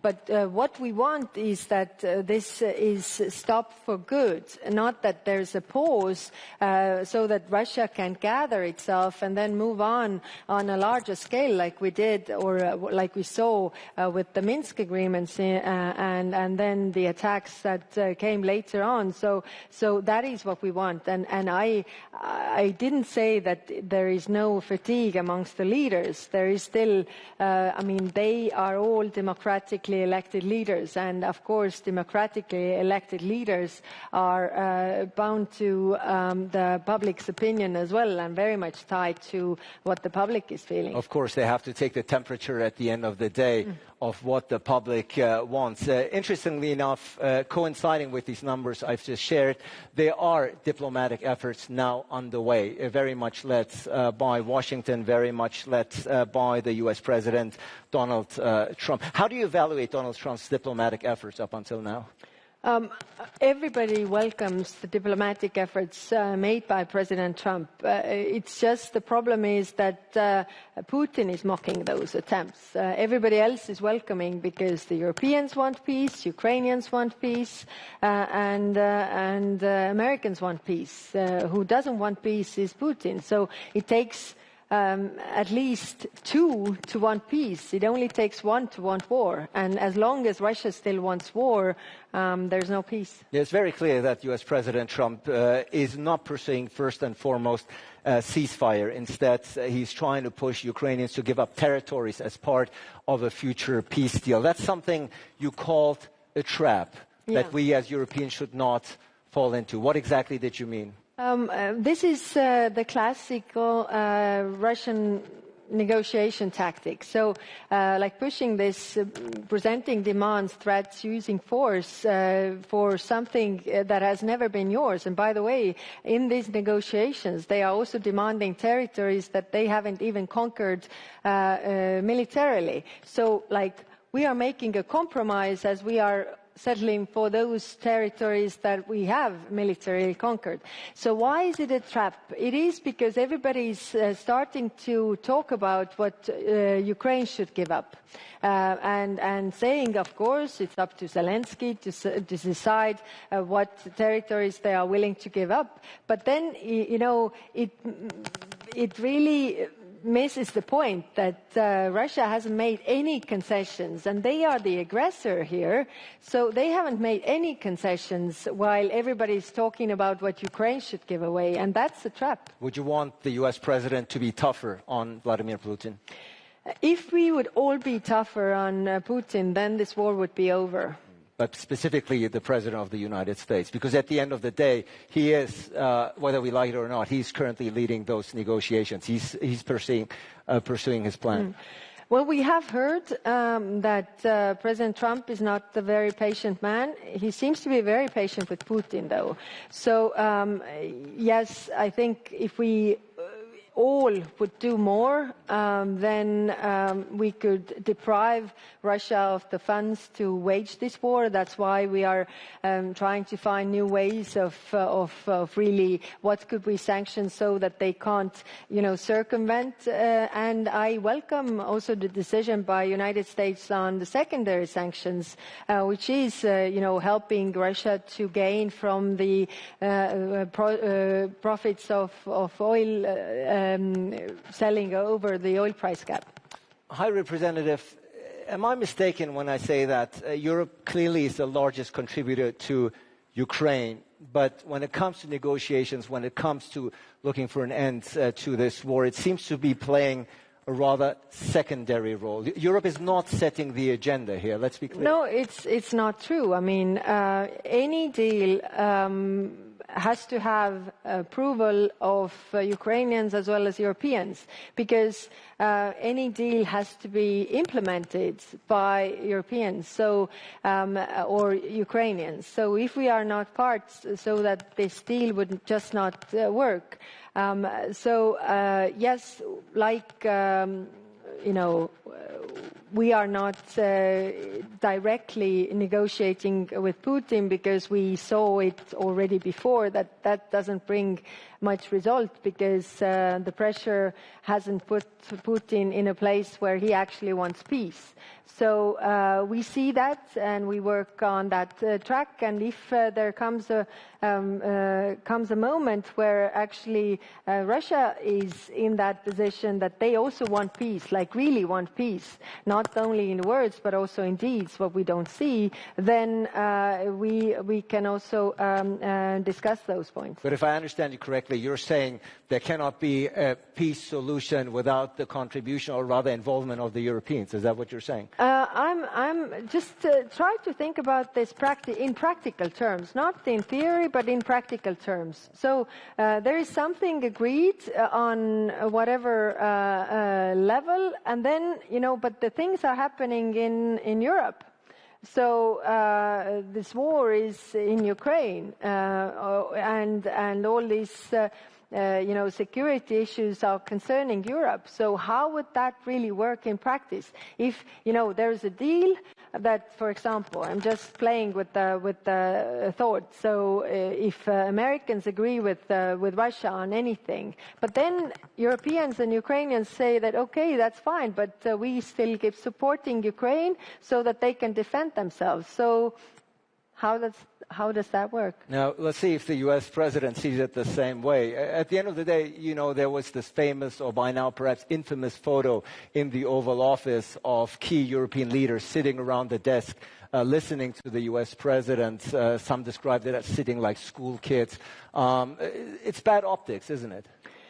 Well, yes, we are living in times of optics, aren't we? But I think what is important is that those leaders also or President Trump has an ear for those leaders. And if he has an ear for those leaders, they can also, deliver all these messages. What they did also in Washington. So even if the pictures look like this, I think the outcome was very clear. Yeah, you have called repeatedly for robust and credible security guarantees, of course, for Ukrainians. Interestingly enough, Commissioner Ursula von der Leyen says the EU has a very precise plan to send troops post-conflict to Ukraine with the backing of the United States. When we talk about European Union, then we have to separate two things. One is the member states that are really deciding who sends troops. Member states, it's not the European Union competence. Everybody agrees or decides on their troops. But the European level issue, what we can bring to the security guarantees is that we have a military mission training now over 80,000 Ukrainian soldiers. And as we have said, the strongest security guarantee is a strong Ukrainian army. Second, we have a civilian mission, which is helping the police and border guard and all of this. We can expand those mandates so that they can help Ukraine more. And the third is the support to Ukraine defense industry. So these are the European Union level issues, what we can bring to the security guarantees and what we have also emphasized. But when it comes to troops, then all the member states are deciding themselves. And of course, these discussions are ongoing in the coalition of the willing. Yeah, there seems to be positive signs coming from Washington that the U.S. will be involved in some form of security guarantees. But the U.S. president is known to have changed the stance once or twice. That's true, but this is the room where we operate. So we hope that this stays, and the discussions are actually very practical. What does that really mean? What the Americans are saying, that Europeans should have a lion's share of the security guarantees. So it is a bit chicken and egg issue when we have the discussions. For example, on Friday we had with defense ministers of Europe, and some are saying that we are only coming if there is American backstop. But the Americans are saying that, we are coming if you are providing the main. So we have to get everything ready on the decision making level so that we are ready if those security guarantees are really needed. But I want to emphasize that we are not there because Putin clearly does not want peace. Yeah, and speaking of Putin, there was talks that there may be direct talks between President Zelensky and President Putin with attendance of the US president. Those talks seem to be off for the time being. Rather unlikely, isn't it? Well, President Zelensky agreed to this already like seven or more months ago, but since then Putin is just playing games. So he's definitely just mocking the peace efforts, and that's why we don't also see practically any signs that they are preparing for peace. Rather the opposite. They are preparing for more war. We have winter coming. We see that they are preparing attacks on civilian infrastructure, energy infrastructure, to cause as much pain as possible, and that's why we need to prepare as well. You've already mentioned that Europe is preparing for its 19th sanctions package, but of course it must be approved unanimously by EU countries. Hungary might be proving a stumbling block as it has in previous years. And you've also talked in Copenhagen about granting Ukraine billions of euros of aid from frozen Russian assets, also something that the Hungarians are not looking warmly upon. How are you going to break the Hungarian blockade here? Well, first, we have 18 packages of sanctions where Hungarians are also on board, so we should not forget that. Of course, every time is hard. It's very hard discussions. It's getting harder all the time. I don't deny that. But they're still on board. When it comes to the frozen assets, then we had a very frank and open discussion with the ministers. And there are legal issues, there are worries for those countries who have a large share of those issues. So I think what is important right now is to really think about the exit strategy. Because again, if there is any kind of peace agreement in place, then we can't possibly imagine, and we have a European Council decision saying that those assets cannot be returned unless Russia pays compensation for the damages. So we need to work on the day after and the exit strategy, because we can't possibly imagine that all these damages that Russia is causing by bombing Ukraine will be paid by our taxpayers. It should be Russia who pays. Moving forward and looking forward, High Representative, is there a clear EU position on what a politically acceptable end to the war in Ukraine looks like? Or are you essentially outsourcing this decision to Kiev and Washington? Well, Kiev is under attack. Europe is not. So it is up to them to say. And otherwise, we would be also in this position where we are actually talking for Ukraine. But I think in every war, we have to have a strategy, and that strategy has to be, really that Ukraine wins this war. Otherwise, you don't always win wars, but you never win them if you don't set victory as a goal. If U.S. President Donald Trump does get a peace deal, would you favor nominating him for the Nobel Peace Prize?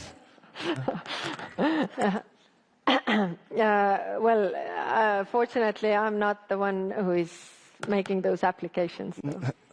You can nominate. Everybody's free to nominate. I understand there are plenty of people who have done that already, so fine. Well, but from what I'm gathering, peace is still far way off from what I'm gathering from your remarks. Well, it's not only remarks. Look at the news. So the reality on the ground. The reality that Putin is not preparing for peace, but for more war. Yeah.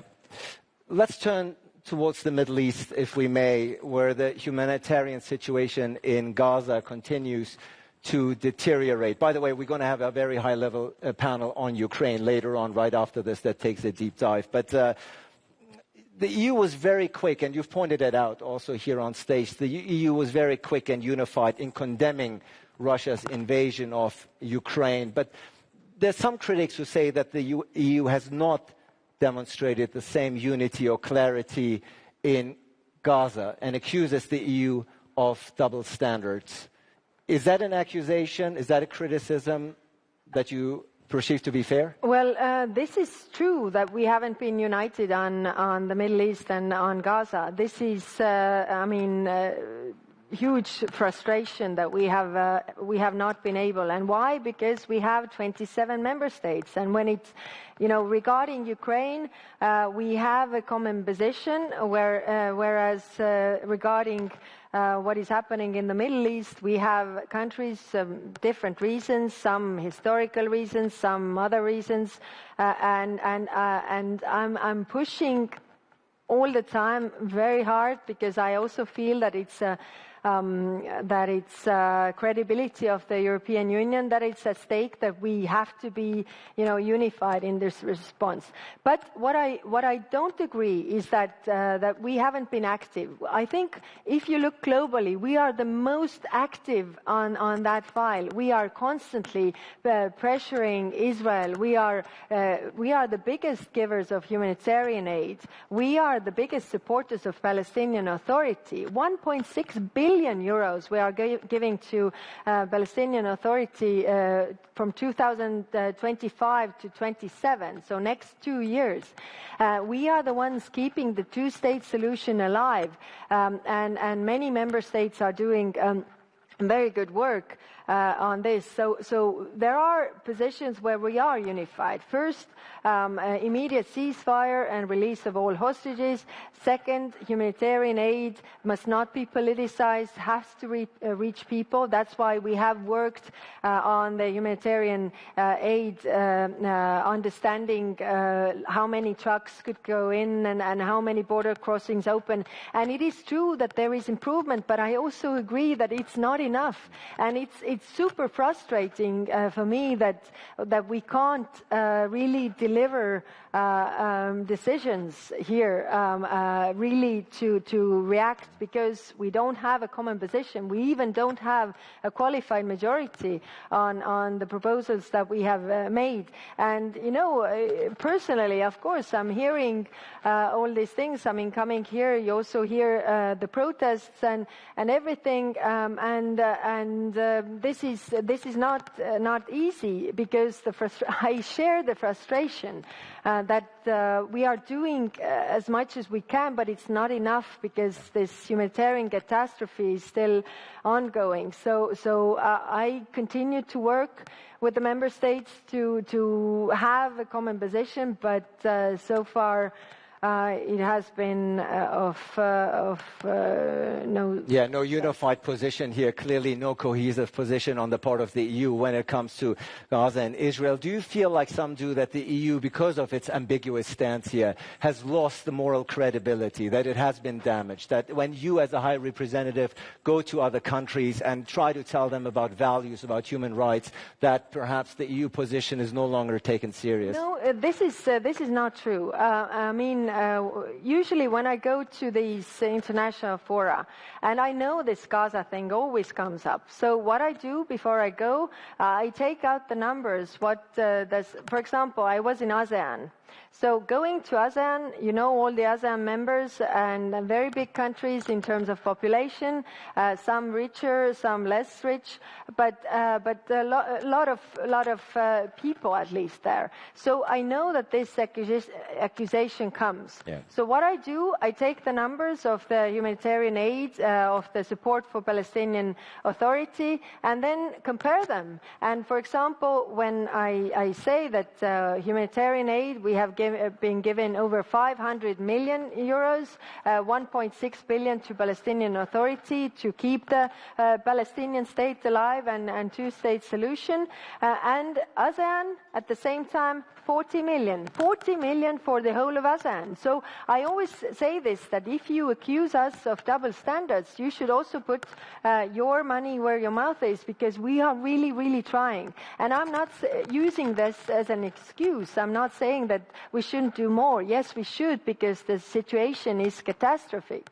But it is just that we are also, I don't take this accusation that we are inactive, that we don't care, that we don't do anything. Yeah.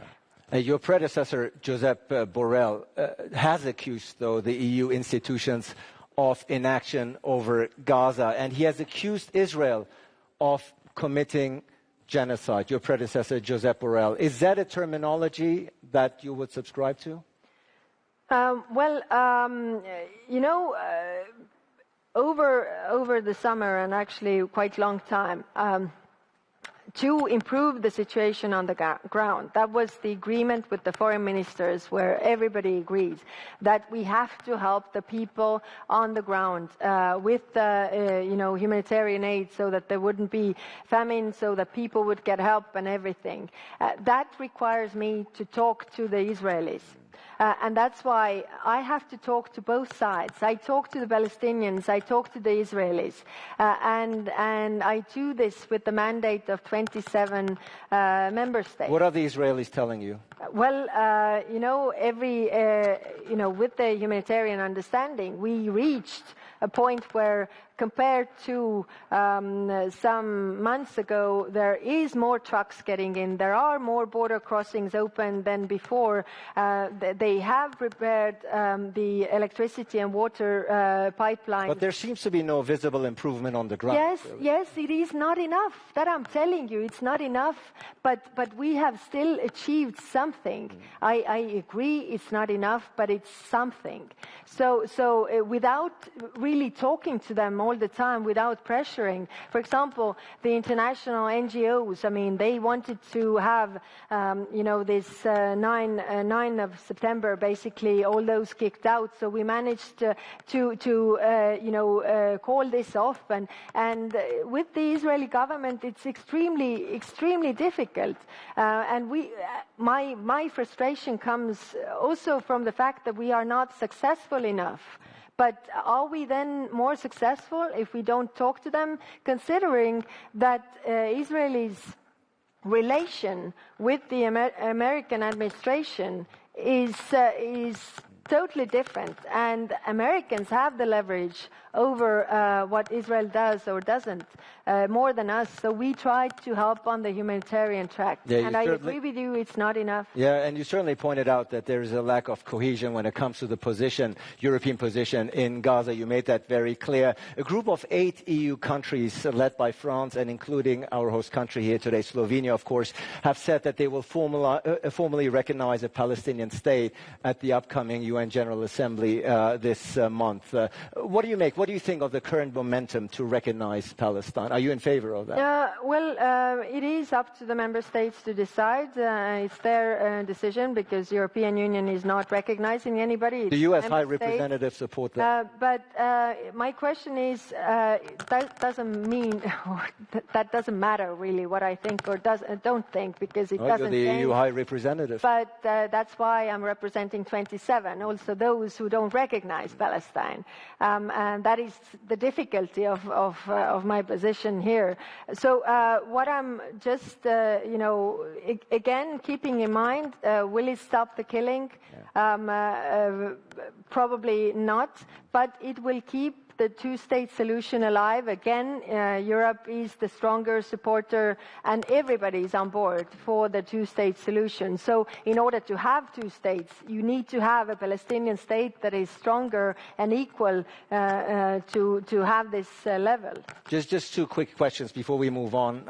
There's obviously an international warrant for Prime Minister Netanyahu's arrest by the ICC. In your opinion, as the EU High Representative, but also Vice President of the European Commission, should EU heads of state continue to meet and receive Prime Minister Netanyahu? Again, it's up to them to decide, but they should keep to the international arrangements and agreements that they are subject to. So if international law is like it is, so that gives you the answer. Yeah, but certainly your frustration that you have shared with us very transparently is very felt. You mentioned that Israel, of course, has a very different relationship with the United States, and that brings me in the remaining time also to transatlantic ties, US-EU ties, very important, of course. How would you currently characterize the current state of EU-US relations under Donald Trump. The EU has agreed, obviously, to 15% tariffs on EU exports to the US, a deal that some critics have said give the impression of weakness and submission to Donald Trump. What do you make of this? Well, United States is still our greatest ally in terms of, and also biggest trading partner. We have been very clear that we think that the trade wars, nobody benefits from the trade wars, really. We didn't want this, like all the rest of the Europe, not European, but also globally, the countries don't want the trade wars. I think eventually clients, customers, people will end up paying more. Which is not good. So definitely, our relationship with the Americans is in change because of the new administration. But we are still very strong allies. Have we always seen eye to eye in everything before? That's also not true. So what is important that we still stand for our interest as well. And Europe, of course, in this context, still very much heavily depends on NATO and the US for hard security, of course. So that's a almost indispensable relationship for the time being, at least until the EU actually figures out how to put the terminology of strategic autonomy into reality. Working on that. If you think about all the initiatives and really the boost and the additional funds that come into also boosting European defense industry so that we would be more independent. And there's a lot of work done. And by the way, again, the book that I referred previously, what was interesting was also how the Brits were building up or boosting their airplane industry during this time when they were bombing. So there was Lord Beaverbrook, who was Minister of Airplane Production. And really, and I was reading this and thinking that, if they managed to do that during, being under bombardment and everything, and as Ukrainians are managing to do this, drone production and everything under bombardment, then we can also do it on the European level. So even in this book, there was a description how the Germans were really surprised that they should surrender now. How come they still have airplanes and they should surrender? They didn't. I think, again, the parallel is when it comes to Ukraine is that, Russians are also quite surprised that they should already surrender, but they are not. We are, of course, in Slovenia here today. The very first panel of the day focused on the Western Balkans and EU enlargement. Specifically, High Representative, you wrote yourself, quote, "The Western Balkans is of strategic importance to the EU. Enlargement to this region is our most significant geopolitical project, and it is also a personal priority for me." Yes. You feel strongly about it, about EU enlargement? I feel very strongly, and I must say also that Commissioner Marta Costa is doing a great job. Is really dedicated, and I think we are a good team in this. And I really do believe that with this hard work, we can show results in this 5 years that we are in office. That we can move with the enlargement, so that actually, we put also the enlargement in action. Yeah, the preceding panel here spoke about the possibility, perhaps, that within the next couple of years, Montenegro and Albania becoming full-fledged EU members. Is that something you would support? Yes, they are quite far, and as it is a merit-based process, then we really need to move on. And also all the worries that we have on the European side, I always try to bring the examples that actually it's also in our interest that the Western Balkans are with us, but also in terms of prosperity.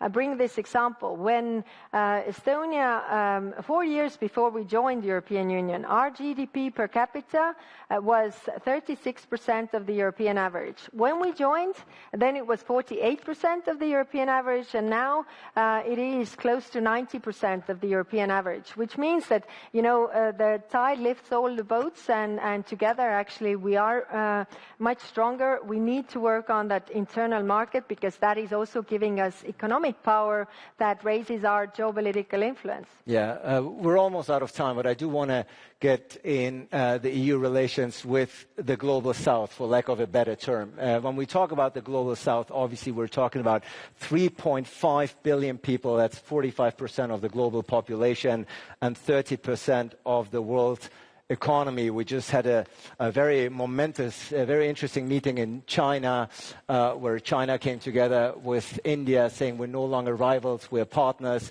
Vladimir Putin, of course, was there. Lukashenko from Belarus was there. The party that wasn't there was Europe and the Western world. Aren't we invited? Well, not to that party, but we are invited to a lot of other parties, including with those partners.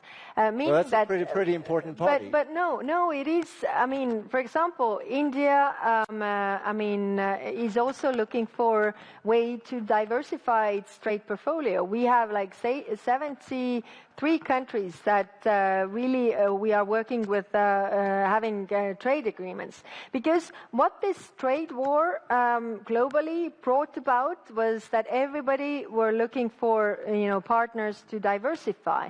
And we are the credible and reliable partner for most of the countries. We might be boring, we might be, it takes time when we take decisions, but when we take those decisions, we are not running European Union by executive orders, which means that those decisions stay in place, and we are a reliable partner. The reason why I ask this, of course, and that's my last question before we wrap it up here, is because those very important, very powerful nations are creating facts there in China. They're coming together. They're building alliances without a Western presence. The Europe's role and influence in a multipolar world. But again, we are also building alliances, and we are there, in different fora. And I've said to the foreign ministers as well, European foreign ministers, that we need to be in all those big fora where actually we need to combat also the narratives that are against European Union. But we so often do not speak with a unified voice internationally. You said it yourself. On most of the issues we actually do speak on a unified voice, but some very big issues we don't have a unified voice. But that doesn't change the fact that actually we are a very big economic player, and countries are still want to engage with us. And also when it comes to security and defense, yes, we are not the traditional security provider, but still, again, the countries are interested in diversifying their portfolio with a partner like European Union that is trustworthy. So you're a firm believer that the EU is still capable of shaping the international order and not just being merely a bystander? Yes. Yeah, so very clear. High Representative and the Vice President of the European Commission, I thank you for this frank discussion. Let's hope on Ukraine, on Gaza, that better times are ahead. This is your applause. Much appreciated. Thank you. Thank you. I appreciate it.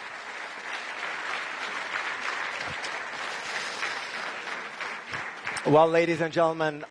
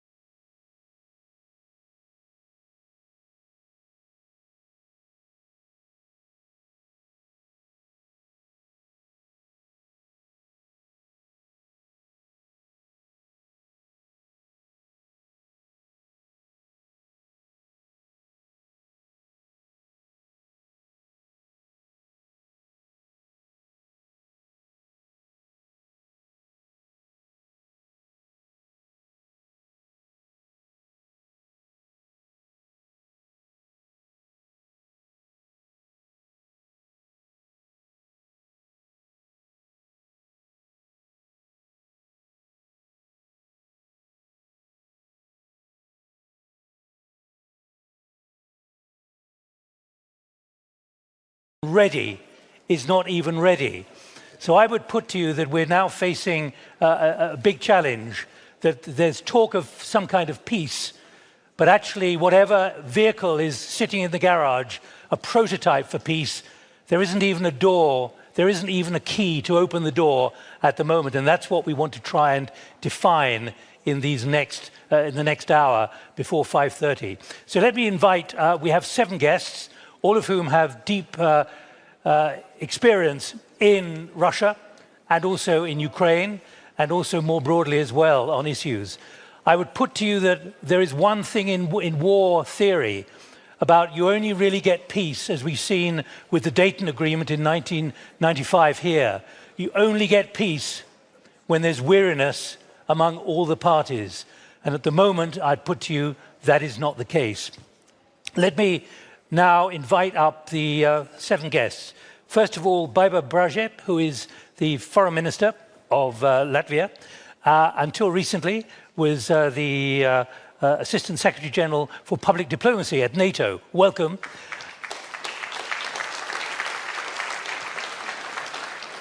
And also a former ambassador to the United Kingdom. She remembers Brexit, but we're not talking about that. Secondly, Alexander Mishenko, welcome. He is the Deputy Minister of Foreign Affairs of Ukraine. And the reason why Alexander is coming up here now is because of the... Nice to see you. Is because of the challenge that he set out to me and his office set out to me before he left Kyiv. He said, what factors are holding back our collective efforts? This question, he says, requires frank discussion. And that's what we want to do for the next hour. Thirdly, Zeki Gumrukcu, who is the Turkish Deputy Foreign Minister, welcome. We want to find out from Turkey what kind of level of negotiation, what kind of level of contact is already underway. Is there any kind of framework for peace? Radmila Shekhanadze, welcome. Ex-Defence Minister of North Macedonia, but is now Deputy Secretary General of NATO. Welcome. Important here is that both the Deputy Secretary General and the Foreign Minister of Latvia were in Copenhagen last Friday. So that's insight as well to build on what the High Representative was talking about this big meeting which was taking place there. Rafael Grossi, who is the Director General of the International Atomic Energy Agency. Nice to see you again.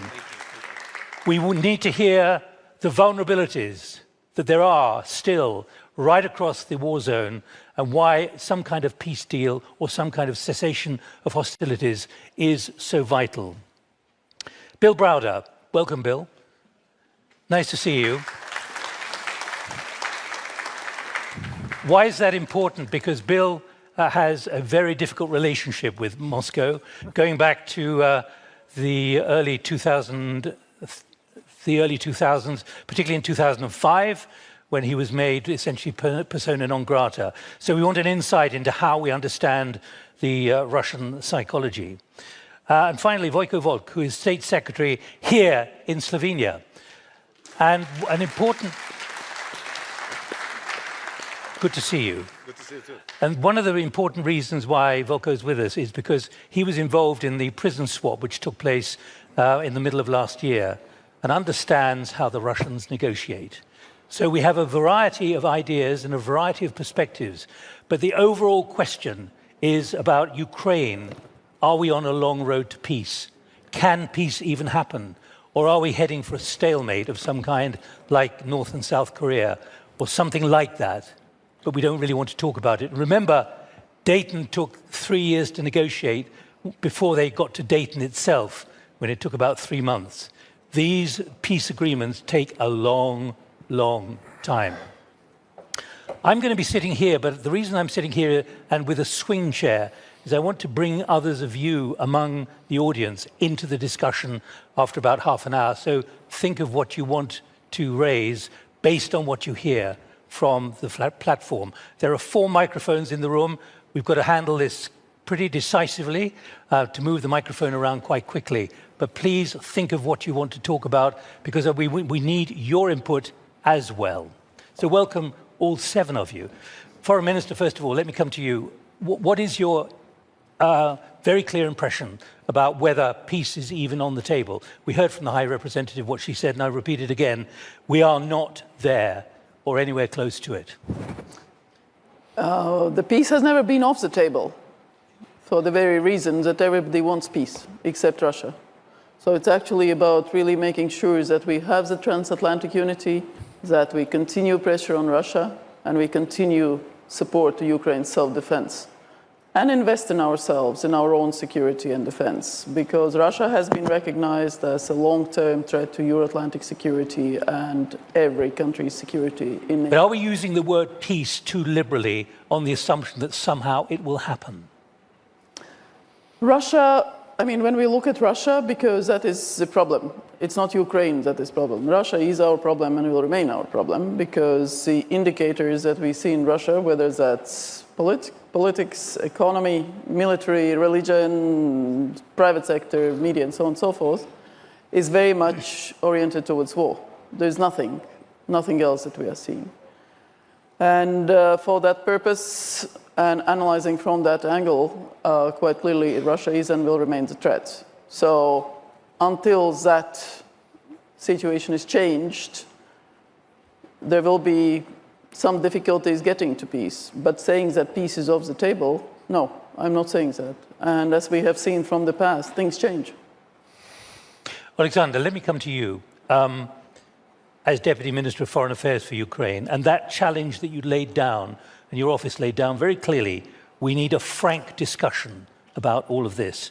What factors are holding back our collective action and efforts?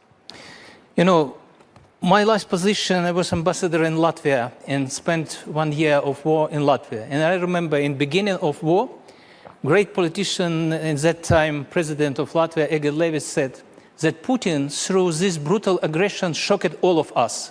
And now time of all of us shocked Putin by unity. The main points of peace, of way to peace, is unity all of us. If we will demonstrate unity to support Ukraine, to demolish this dictatorship regime of Putin, we will bring and press Putin for peace. Without it, for Putin, it's not necessary any peace, any negotiation. It's normal life for Putin, war. In war, it's a good condition for him. But what is the frank discussion? Frank discussion, why we, through 3.5 years, taking account, combine our potential, we cannot defeat Putin yet. It totally, European Union, Ukrainian army, USA, totally we're over that Putin regime has possibility. But from my point of view, we have all of our partners support us, but speed of these supporters and readiness of supporters is different. And Putin use it and try to undermine us. For example, Latvia, before Putin attacks Ukraine, gave us Stinger. I know that the Stinger, it was, for us, it's very important in first day of war, when the sabotage group tried to capture Gostomel airport close to Kyiv, and after that to capture Kyiv. It was planned for Kyiv. Only 75 Stingers. Getting from Latvia, we save our capital.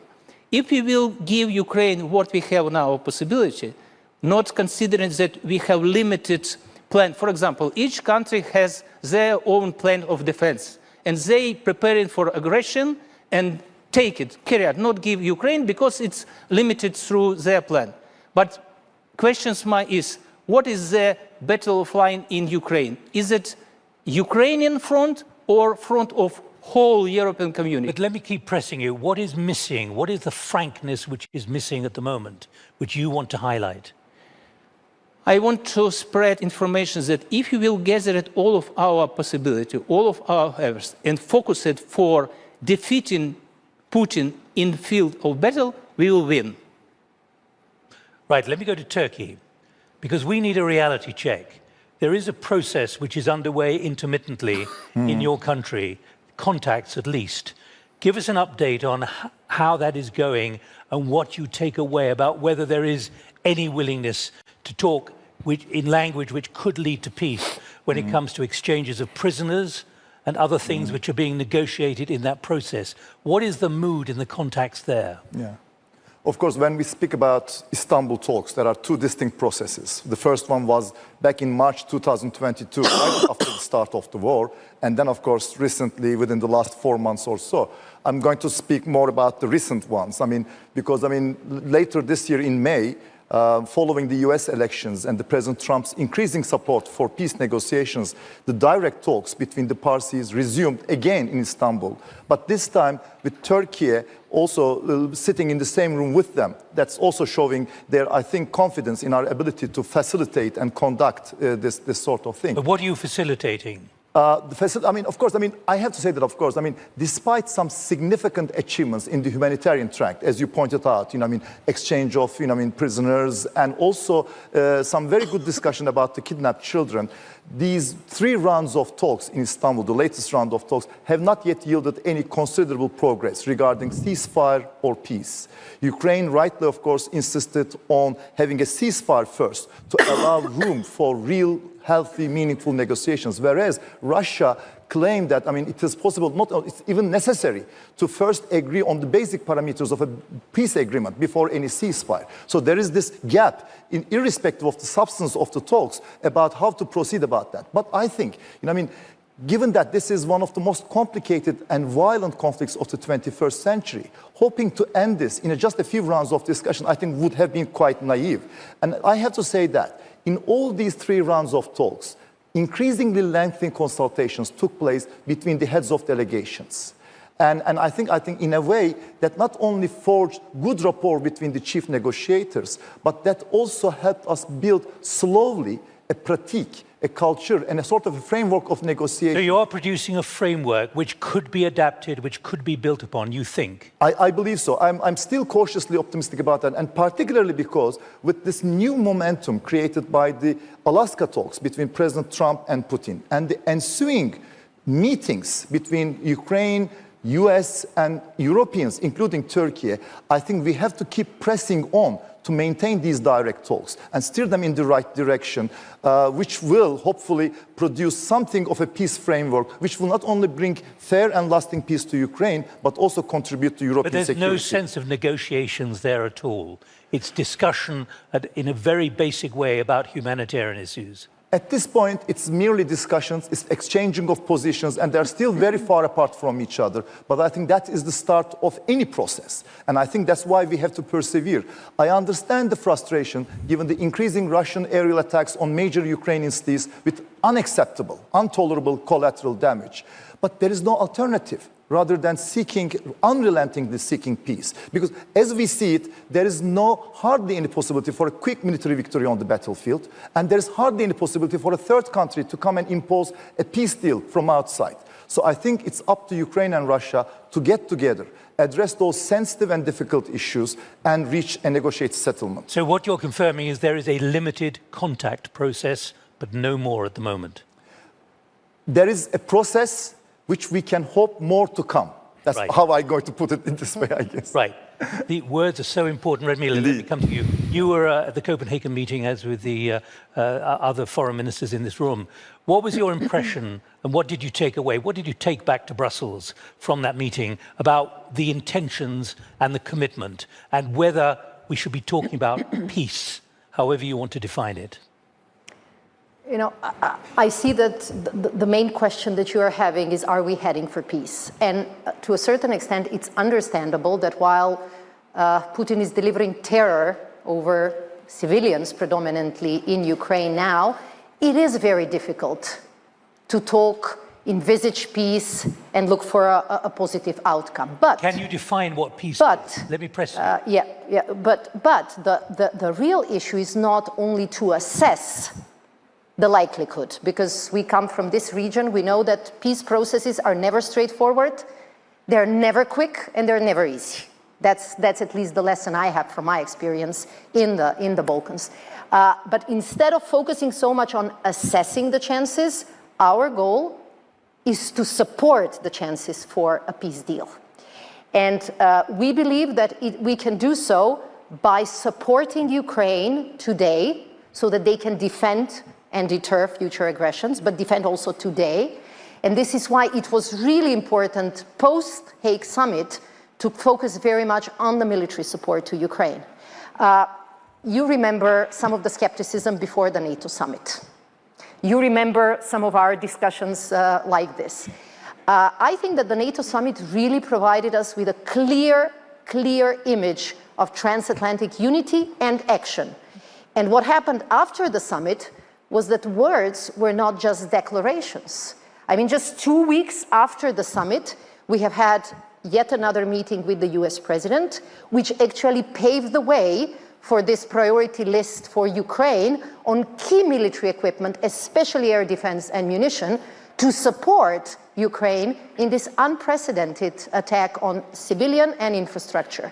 And in the course of 1 month after that meeting, we were able to agree on 4 packages, four Pearl packages, each of them €500 million, provided by a number of allies. And I do believe that we should focus more on how can we do this better, quicker, and how can all this be supported by more allies. Because I have heard at some of the ministerial meetings that allies, member states of the EU, are willing to continue the support, but they also believe more of a burden sharing is necessary. We need to support them with air defense, we need to support them with ammunition, we need to support Ukrainian drone industry with some additional funds. So it's all these things and the security guarantees that we should focus on rather than just waiting the chances. Because if we analyze too much but not really act upon some of our words, this is how we can leave but let us all be clear, Ukraine on the drive. What role does NATO play? Essentially, you're involved in weaponry, artificial intelligence, you're involved in HUMINT, you're involved in SIGINT, you're involved in seeing where the threats are coming from. Your Secretary General was in Washington, he was in Kiev last week, a few days ago. Does NATO see itself as an agent for peace? What I have said previously is a clear proof. The message we have sent in The Hague, the actions that the Secretary General undertook immediately after the Hague summit, the 2 visits to DC, the visit to Kiev just before their Independence Day, this was meant to send a message not only to Kiev, but to all allies and to our adversaries that we are supporting Ukraine. It will be support through Pearl, because by doing this we are supporting Ukrainian armed forces. This is the first line of defense. But we also need robust security guarantees, and this is why we have welcomed the initiative by France and the UK on the so-called coalition of the willing, where we participate. Quickly, Nick, can I just let me just finish, if I may. NATO's mission is peace. That's the single most important KPI for NATO. That's what I'm trying to get us to understand. It is. NATO is a peace alliance. NATO is there for peace. You were Assistant Secretary General for Public Diplomacy. Yes, and that's, tell me where on NATO's territories there has been war since NATO was established in 1940. So what I think we need to understand... So that's what we want for Ukraine. What I'm trying to help us understand is the contours for negotiating peace, whether NATO has a role in that, as an agent, if you like, for negotiation or contacts or building behind the scenes. The role of NATO and the role of the Hague Summit was really to project and work on peace by projecting strength. And this was our key goal. Strength and unity was the goal of the summit, and this is what we delivered. But although, as we say, the alliance remains to be a defensive one, it is clear that without this strength, without the capability targets, without supporting Ukraine, this will be a paper tiger, you know? So the focus has to be to allow Ukraine to negotiate from a position of strength. We need to support them, and we need to, through the allies and the willing partners, to really support robust security guarantees, because peace needs to be sustainable. It cannot be a one-time decision. And Baiba, do you agree with that? After your time? Absolutely, and it's actually Ukraine that is a guarantee for peace in Europe once we are successful in stopping Russian aggression. Because Ukraine has the biggest army, it's the biggest country in Europe, and democratic, strong, peaceful Ukraine will be something that is guaranteeing security, not just for Ukraine, but the whole of Europe. So pretty straightforward. We have 3 other panelists, each with a specialty which I need to focus on. Rafael, Grossi, let me come to you next about atomic energy, nuclear energy. What is your assessment of how close to the cliff of real danger we are with Zaporizhzhia, with Chernobyl, and so on. You're not talking to experts in the nuclear field here, but on the other hand, when they see APCs and others driving through contaminated land at Chernobyl near that sarcophagus, which has been put up and a vast amount of money spent on it to make sure there was no leakage. Are we in danger of being overdramatic about understanding? No, you're not being overdramatic, Nick. It's good to see you, good to be here. 3 years ago, exactly 3 years ago, on this day, 1st of September, it was. And we crossed the front line. I was there with our experts to set up something unique that never happened before, which is an independent mission of the IAEA in an occupied territory, which is still today deployed in Zaporizhzhia. And what they have been doing, and we keep our fingers crossed because peace has not been achieved, and we are still in the process that you are all describing, how difficult it is.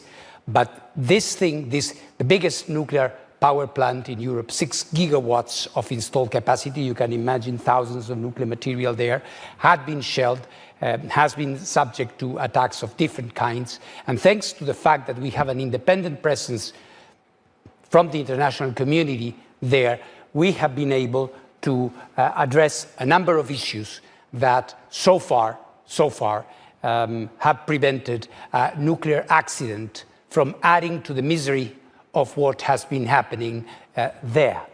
Of course, it's not the only thing, and you rightly mentioned Chernobyl. You remember that just within days of the start of the invasion and the military actions there, Russia occupied Zaporizhzhia. They moved into South Ukraine. Within weeks, we were there. I was personally at the South Ukraine nuclear power plant that came quite close, and the Vice Minister may remember that. Yeah. Became quite close to being the second to be occupied at that time. And of course, Chernobyl, which they subsequently left. But the dangers did not stop there. As you are mentioning, in February this year, a number of attacks on the sarcophagus, on the new safety containment, have compromised this, of course, indispensable factor for security and for nuclear security and safety in the whole of Europe. We are not there yet. We continue our presence there.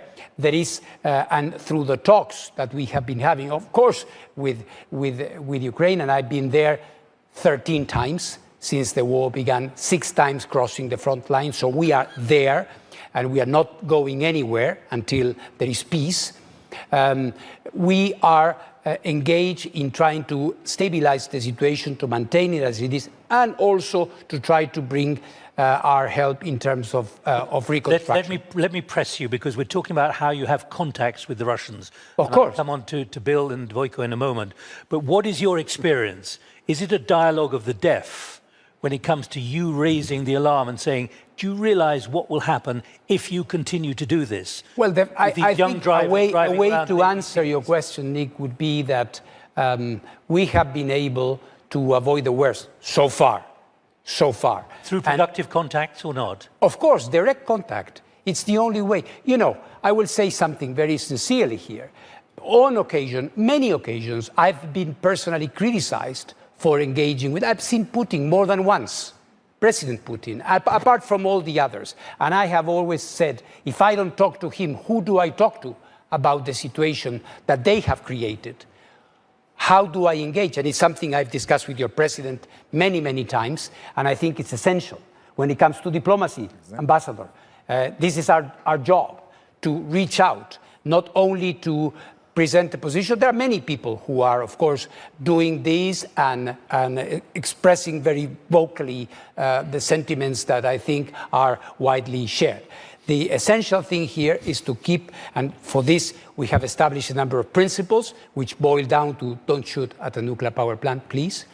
They have a more technical formulation, but we have been able to implement this by and large. Of course, it's a day-to-day effort, and hardly a day passes without an attack or a drone incursion or a blackout that leaves the station without external power supply. Do you have a level of confidence building or not? Do you have a level of confidence with the... We have a level of dialogue and we are there. Confidence building, you know, at times of war is very, very difficult to establish. What you need to have is a presence, because another very, very important thing is that by being there, we have been able to avoid fake news, we have been able to avoid false narratives that could be emerging from this situation, because we are there. Every time there is something happening, our experts have the ability to go, to check, to talk to people. And even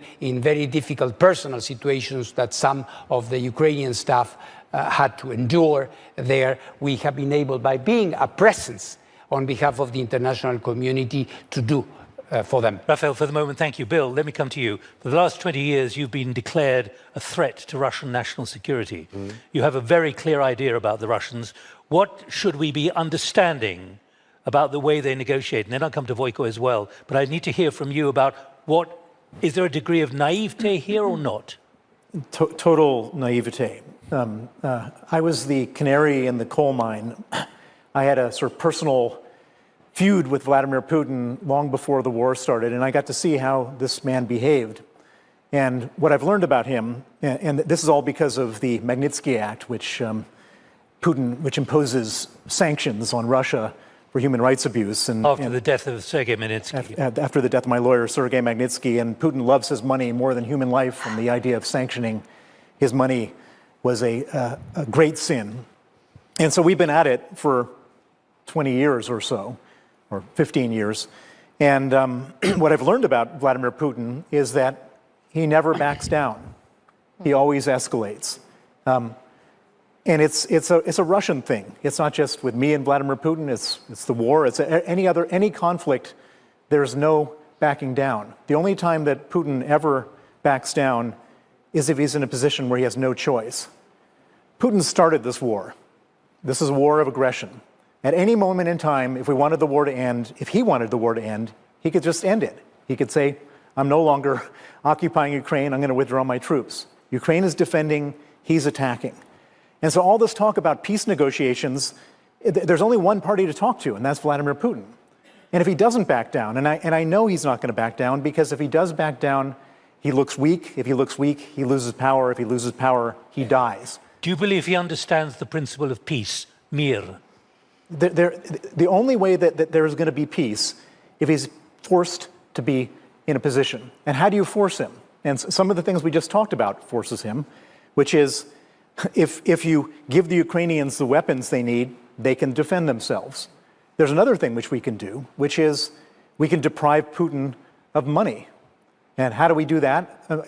Donald Trump talked about it for several days before the Alaska summit. If he actually had followed through and imposed secondary sanctions on the buyers of Russian oil, on China, India, and Turkey, they wouldn't buy any more Russian oil. And if they didn't buy any more Russian oil, there's nobody else to buy the Russian oil.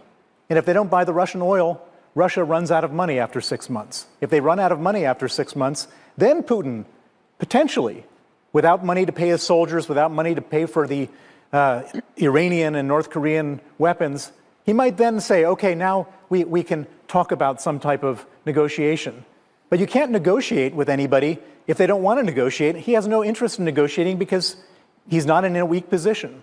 There's one more thing we can do. And this is the most obvious thing in the world. We talk about it from time to time. The High Representative just talked about it. We're sitting on $300 billion of Russian money in the West. The United States has just said they're no longer going to fund Ukraine's defense, more or less. The United States makes up 40% of the funding of Ukraine's defense. Is Europe going to come up with that extra 40%? I don't think so. But the easy answer to this whole question is to confiscate the $300 billion and use that to fund the Ukraine's defense. And by the way, if we did that, then Donald Trump, who doesn't seem to want to do anything other than capitulate Ukraine to Putin, is not in a position, he has no more leverage. He has no more leverage. He can't tell anybody what to do if the money is coming from Vladimir Putin to fund Ukraine. All right, now Vojko, thanks for being patient. I want to come to you because you've been involved in negotiations. You are State Secretary for National and International Security.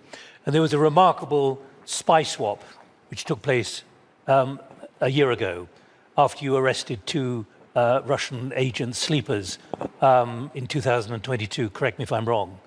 And you and others of your colleagues were involved in incredibly secret discussions which involved several Russian agents in other parts of the world.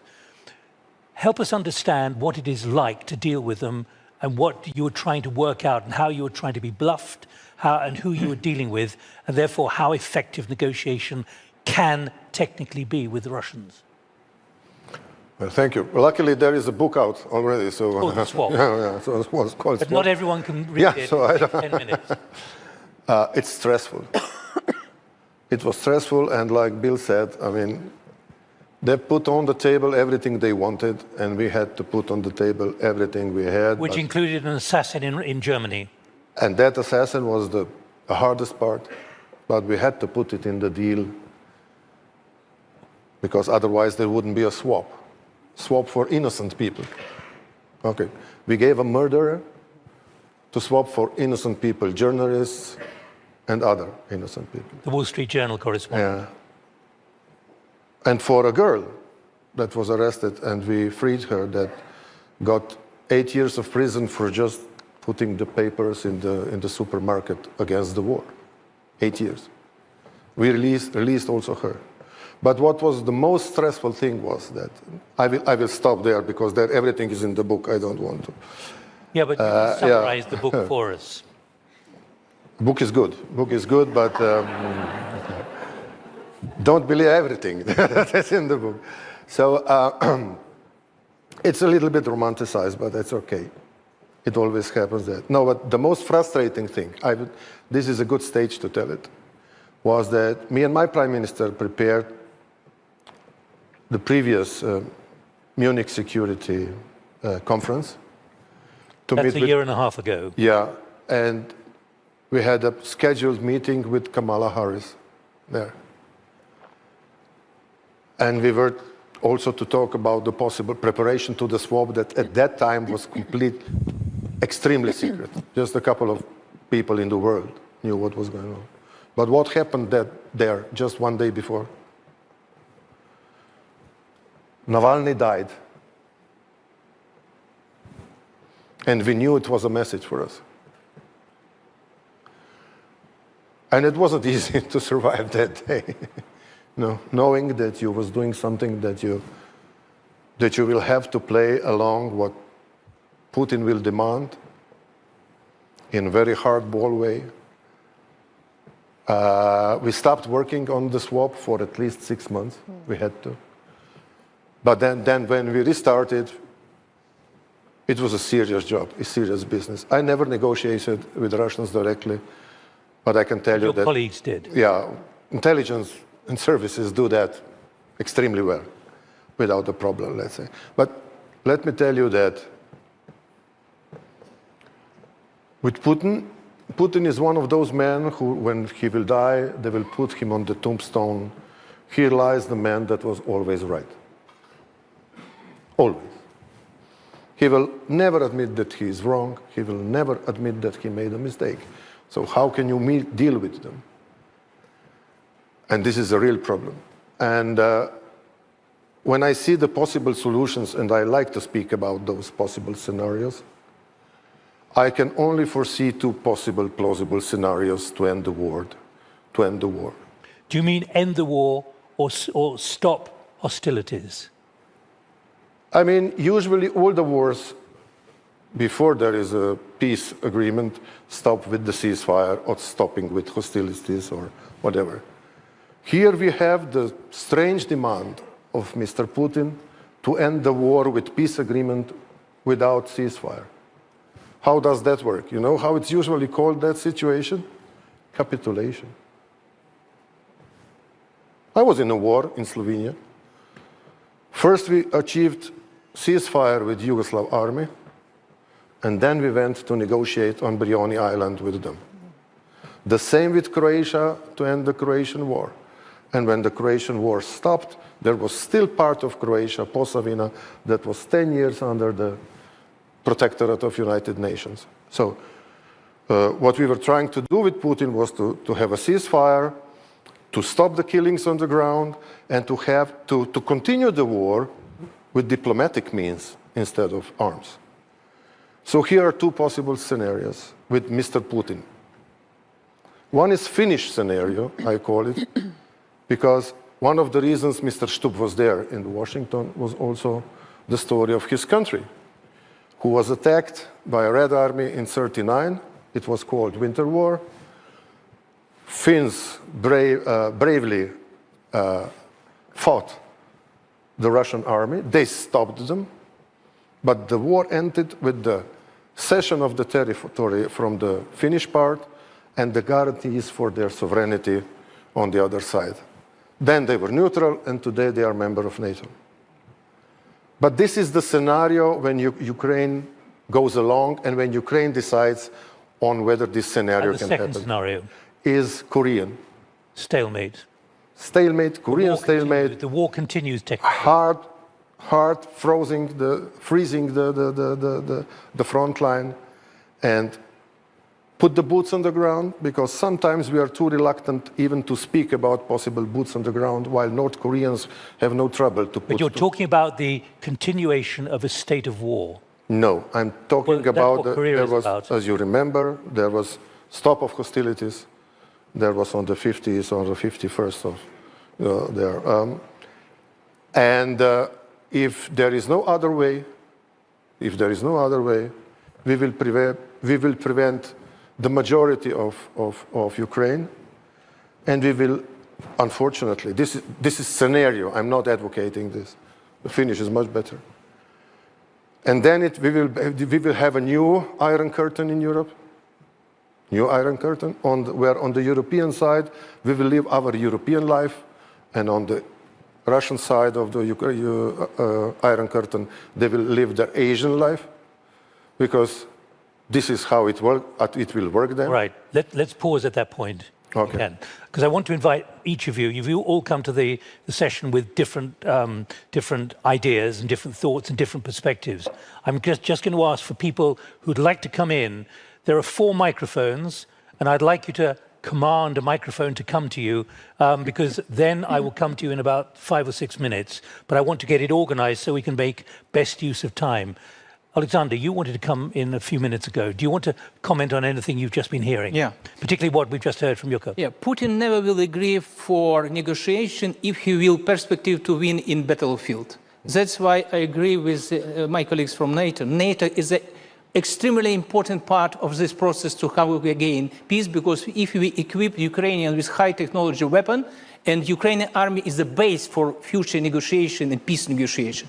If we will support army, it gives possibility for justice, peace, for long-standing peace. Without it, we cannot reach it. That's why activity of NATO, especially after Gag's summit, is completely different than before. It's now a concrete plan how to equip Ukrainian army through possibility of to gain our facilities of our army, and after that it will be good position for negotiation. Without it, Putin never will agree, because for him, as they mentioned, war is a normal situation. If he will continue all time, we also will continue for fight. And if we will continue that, it will be losses of more Ukrainian soldiers, but we never will agree for frozen conflict, we will never agree for capitulation, because we have 2 options for peace. Peace to push for Putin and to sit him, to press him for accept ideas that he will lose her and he will have to release our territory, and after that it will be normal situation. Or second option, to push Ukraine to accept capitulation, and after that it will be house in all of the world. That's why we all interested to support Ukrainian army is the basic position for future negotiation, and through all activity we push Putin to recognize the situation. Without it, we can never reach the peace. Baiba and Radmila, what's your reflection of what we've been talking about for the last 45 minutes, about whether this is a path which is developing? In other words, the garage door could somehow be made open to some kind of process. But I don't sense any kind of optimism here or positiveness among all of you and others elsewhere, and indeed from the High Representative. Various scenarios are possible. Remember, Germany was divided. Remember, Baltic states were occupied. And we were told, oh, don't ask for full regaining of independence.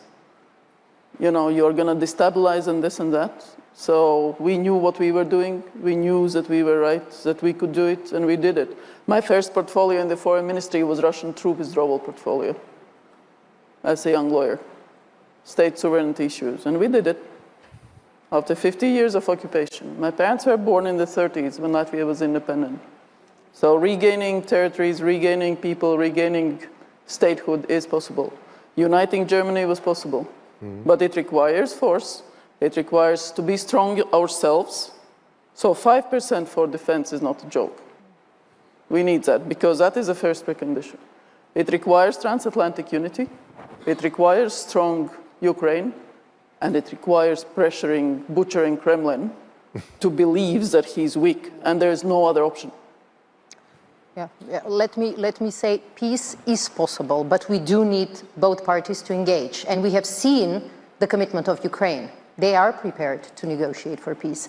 We haven't seen the commitment from the Russian side. The only way we can push them into real negotiations on long-lasting peace is supporting Ukraine and sending this message that our commitment to Ukraine will not disappear tomorrow, that we are here for the long process even, but also to increase the price of war to Putin. You know, through sanctions, through the discussion about frozen assets is not something that NATO engages in, but I have participated at some of the meetings and heard some of the heated EU ministers discussing it. The war has to be expensive. It has to cost him politically if he is to engage in negotiations. But the engagement of the US president is something that we have welcomed. You know, we do need to start discussing and thinking about peace negotiations, but it's not just an analysis. It cannot be just words. It has to be through a sustained effort to support Ukraine and through a sustained effort of the coalition of the willing, ready to send the so-called reassurance first, the security guarantees that will support Ukraine. Without these elements, it will be very difficult. But there is a chance, and we have to do our best, and we have to deliver on our side, from our responsibility, so that Ukraine can really negotiate from a position of strength. Rafael, can I just ask you, do you feel at every stage you are dealing with Putinistas, right from the top to the bottom, on something as so important as nuclear security? People who only think like him. Well, I think they do understand. We should not forget that Ukraine and Russia are nuclear countries, are countries that have vast nuclear infrastructure. For Ukraine, is a lifeline, really. Without the 9 remaining nuclear reactors, the whole country would have collapsed. And I think the way in which the energy infrastructure has been kept in very difficult circumstances has been really heroic. I think, but engagement is necessary from our technical point of view, because it is obvious that without that, the possibility of reconstruction would be impossible. Now we are working also on reconstruction. We were just in Rome a few weeks ago, and the IAEA is supporting Rivne, Magnitsky, South Ukraine, and at Magnitsky, the construction of two new units that are going to be built to ensure the reconstruction. And it's very important that we have these dialogues, for example, with the regulators, where you can, Russian regulators, for example, nuclear regulators, when you can expose the kind of things, the kinds of issues that are perhaps too technical or boring or discussing here, but which are being fleshed out and discussed with them in terms of the consequences of certain things happening. Thank you very much. Right, who's got the microphone? Yulia from Ukraine. I think please. And also Nicola from North Macedonia, I was told about. A quick intervention, please, from you. Yes. So, as you mentioned, I'm from Ukraine, and no one wants peace more than Ukrainians. But I want to move our discussion even farther. What after peace? What after peace agreement? No matter how, it matters how it will look like, of course. But the question is how the Europe and the world will engage with Russia strategically after this peace. Because Europe, the US, were trying for a long time from the fall of the Soviet Union to engage with Russia economically, diplomatically, and there were assumptions that it will help. All right. Okay, good. Nicola from North Macedonia, where are you? Please. Thank you. So it is a long road to peace, and we've discussed this, but on that road, there is a second question that follows, I think, every single one of us. And that is the ancient norm, which is inscribed in Article 4, in Article 2, Paragraph 4 of the UN Charter, the prohibition of the use of force. And my question to the panel is, how do we, on this road, also revive the values and the norms of international law, and especially the ancient norm of the prohibition of the use of force? Thank you. You're raising what the Deputy Prime Minister and also the President raised very explicitly this morning. One more. Have you got a microphone? Who else has got a microphone? Get a microphone, please, over there, please. Thank you. Tell us who you are, please. My name is Petre Claudiu Platon from Romania National Administration Association. I have a question for Bill, because he pointed out the question about the money, of Putin's money. So the idea is if we want to shorten the way, the road to the peace in Ukraine, one measure is to confiscate Putin's money. Why don't we do it? All right. Are we afraid, Bill, why the bear, that we will hurt him? Thank you. Your business is asset management. Why are we not doing it? We're not doing it because we have a lot of government officials. So actually, let me step back. After the war started, me as a finance guy, I said, how can I contribute to helping Ukraine? And I said, the obvious thing is to confiscate the $300 billion. And I've been working on that for 3 years, and I've met with many government officials, parliamentarians, et cetera. And what started out as a complete non-starter, everyone said it's against the law. It's not against the law to invade a neighboring country and destroy their country, but it's against the law. They're protected by sovereign immunity, supposedly.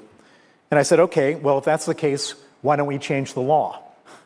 And the United States actually did that. The United States created something called the Repo Act in the Biden administration, which allowed them to confiscate the money in the United States. In the EU, we haven't done that. In the UK, we haven't done that. In Canada, actually, Canada has done that.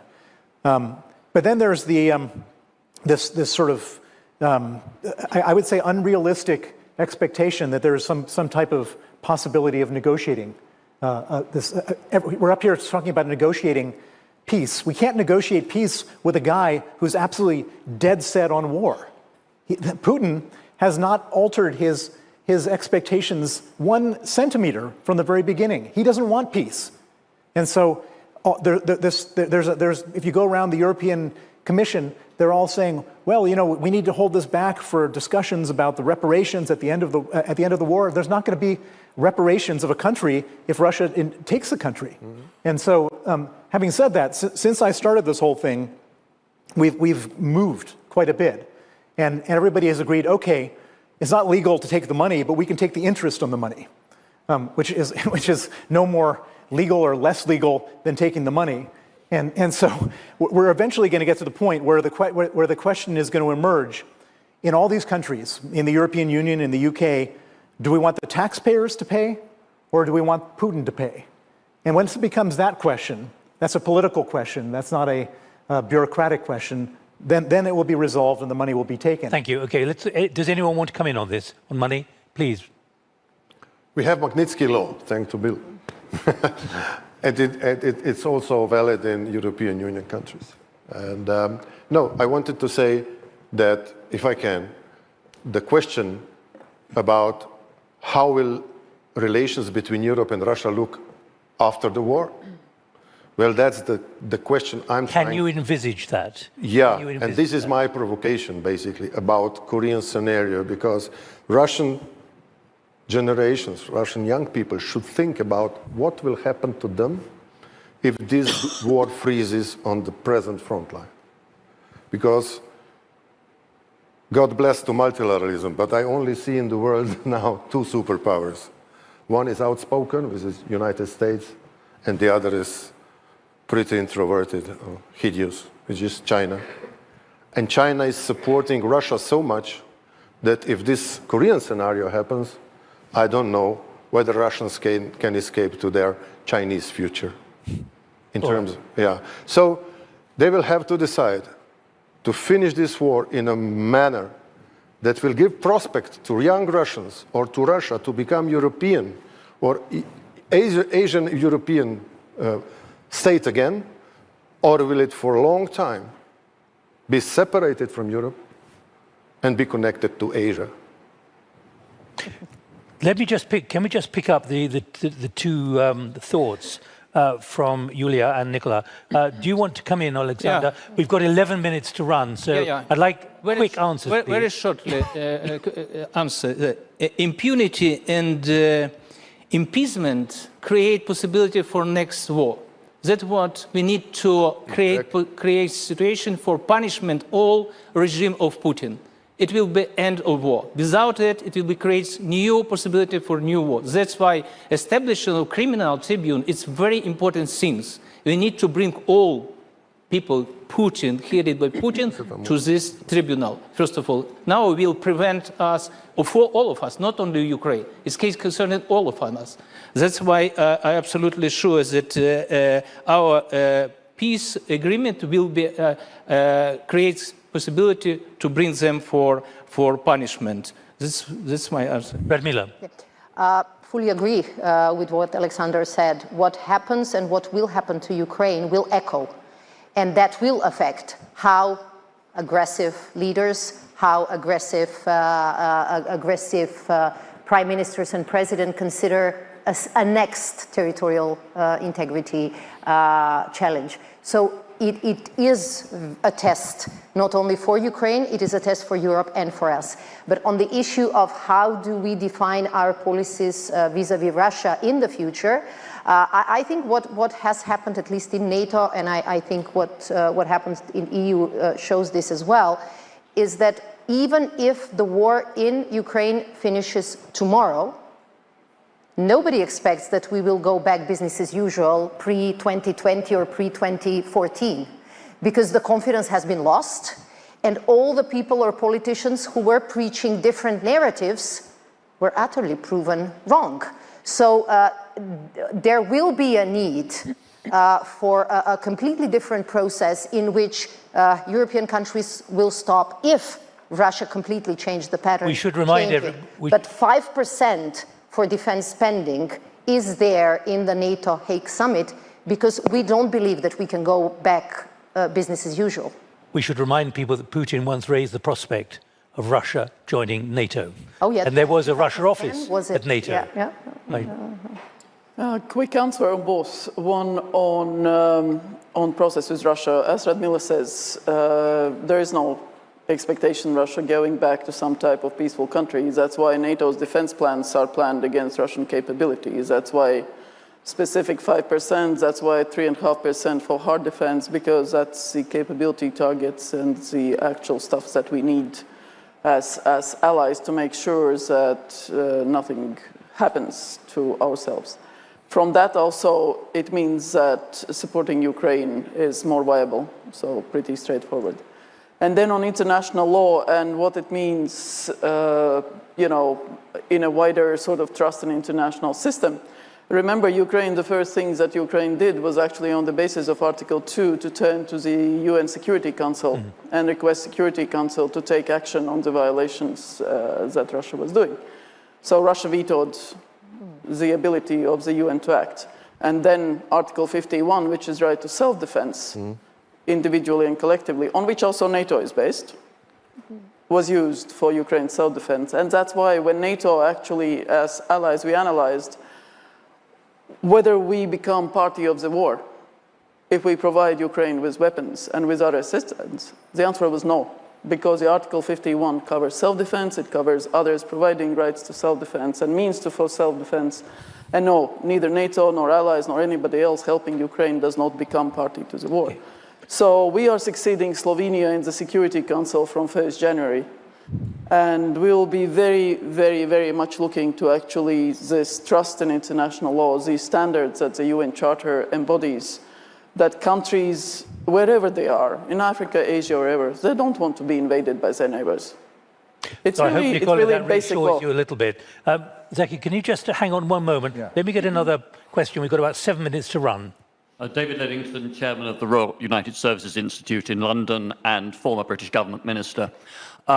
Given that there are some capabilities, notably intelligence sharing, where the Europeans cannot just substitute for what the Americans provide, what are the arguments the panel think most likely to persuade not only this president but the political leadership of the United States over the next few years that they should remain committed to keeping Ukraine strong and in the fight, rather than, to use the phrase, walk away? David, do you have a view? You were a Deputy Prime Minister.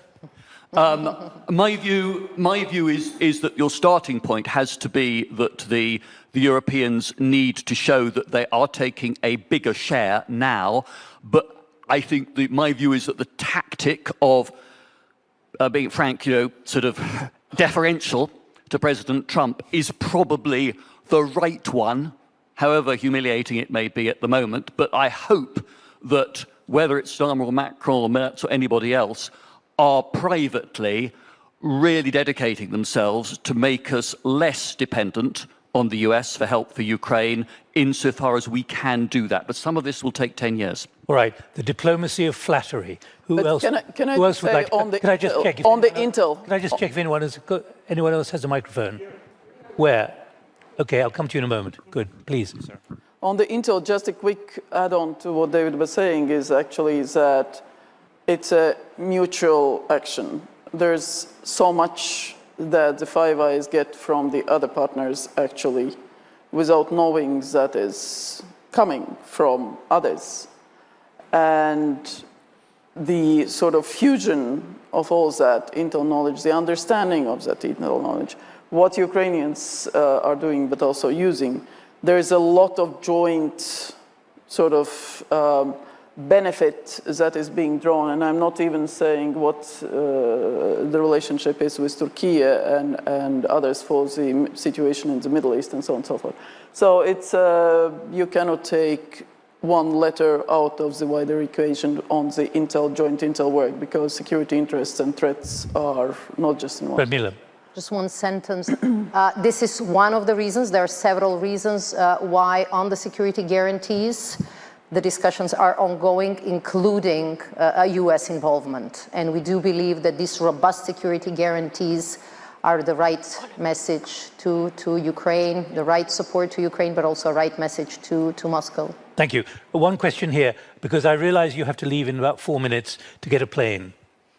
I am a Ukrainian refugee, and my question, in my opinion, is this main important section in Bled conference now, because if Ukraine fall, didn't exist any option for optimistic European future. This is real. Just now, like 1939, and we are, and in my opinion, a lot of country, a lot of politics did understand this, playing the political game.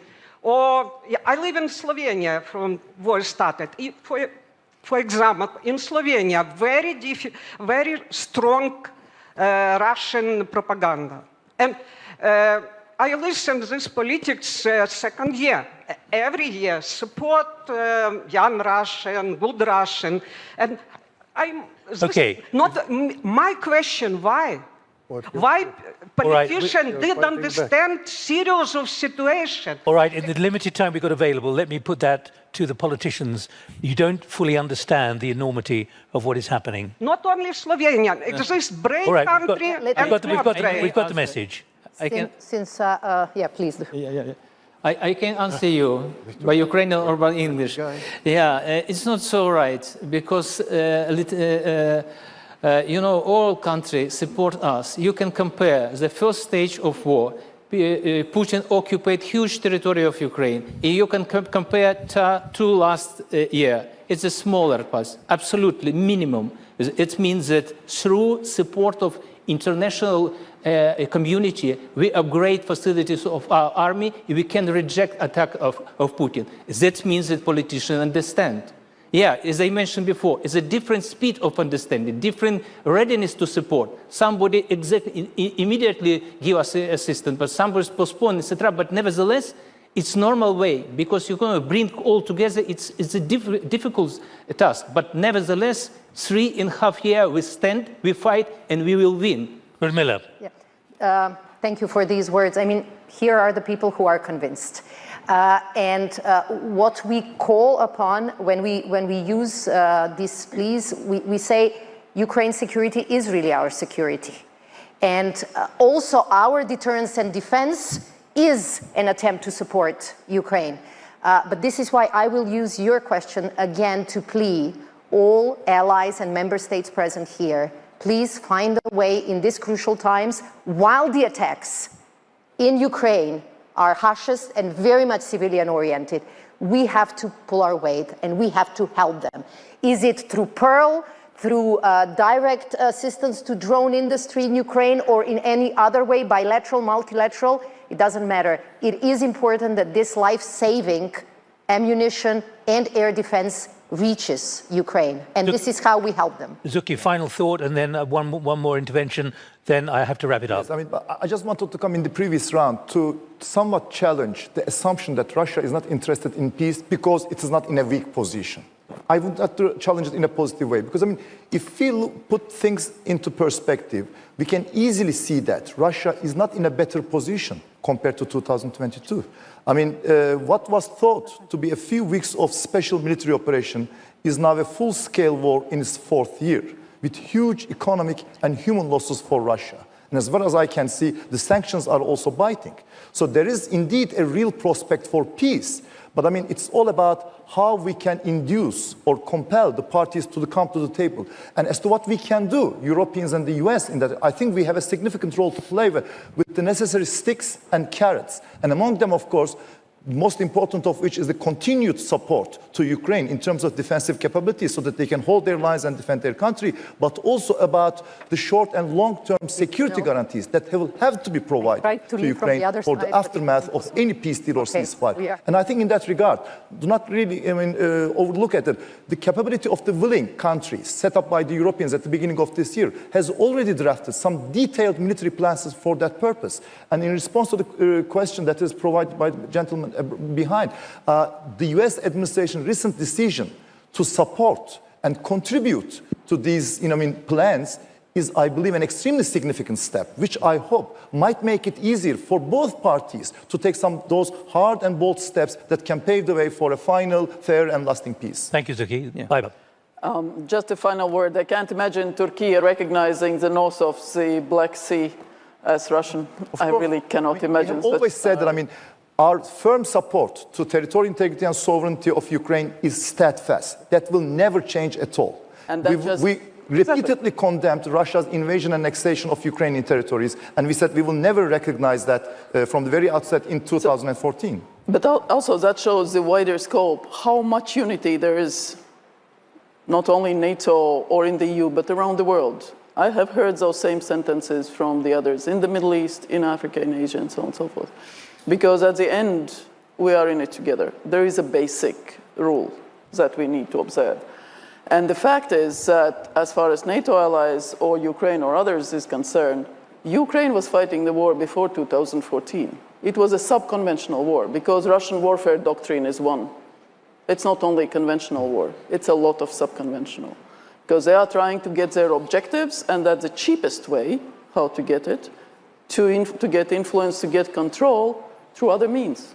Economy, propaganda, corruption, cyber, hack and leak, and that is what will continue. So the answer is that we have to recognize there's a Russian warfare doctrine that is turned towards us, against us.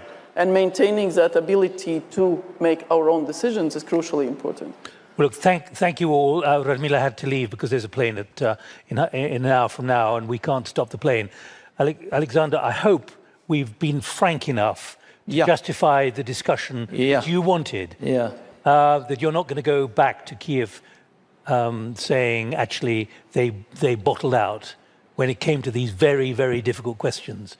But I'm not convinced that peace is anywhere close at hand at the moment, judging by what, and we have a shaking head there. But we believe so we've tried to illuminate it. When this was decided to have as a panel, no one could have known that there would be Anchorage, and then there would be the extraordinary events in the White House 2 weeks ago. And as far as I'm concerned, or I know from my iPhone, nothing has been announced today of a meeting between Putin and Zelensky. So where are we? Well, the day is yet to be finished. But the 2-week deadline is still ticking. Thank you all very much indeed. A lot of a great variety of perspectives which I've tried to knit together. Thank you for your contributions from the floor. And I invite Ali back. Thank you so much, Nick. Thank you. Thank you. And thank you, everyone, indeed. Long road to peace. Thank you, Nick, as always, a stellar job. Thank you to our distinguished panelists for this very insightful debate. If I can ask the gentleman to slowly vacate the stage, because we actually have one more important item here left on stage. I'm going to wait just 5 more seconds. Merhabalar, nasılsınız? Until we get going with the presentation of the BSF Distinguished Partner Award. That's something I'm sure you don't want to miss. Just waiting a couple more seconds until the gentlemen clear the stage. Great to have you with us. Thank you so much. Could I kindly ask you to clear the stage, because we actually have one more item left here on the agenda, namely the presentation of the BSF Distinguished Partner Award 2025. For those who were with us last year, remember that it was Yulia Navalnaya who received the Distinguished Partner Award. And to announce the recipients of the 2025 BSF Distinguished Partner Award, it is my great pleasure to welcome back to the stage the Bled Strategic Forum Secretary General, Peter Kirk.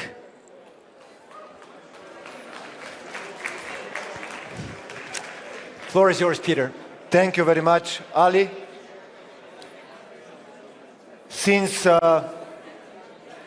it's the 20th anniversary of the Bled Strategic Forum, it's only fitting that we recognize those who contributed the most to the success of the forum, and that it became one of the most prestigious strategic events in Europe, but also in the wider international community. With this in mind, the first recognition award goes to the founder of the Bled Strategic Forum, former Minister Dr. Dimitri Rupel, whose foresight and determination led to the organization of the forum in 2006, and because of him, the forum became what it is today. Unfortunately, Dr. Rupel could not be with us, but we will be sure to give him the award in person.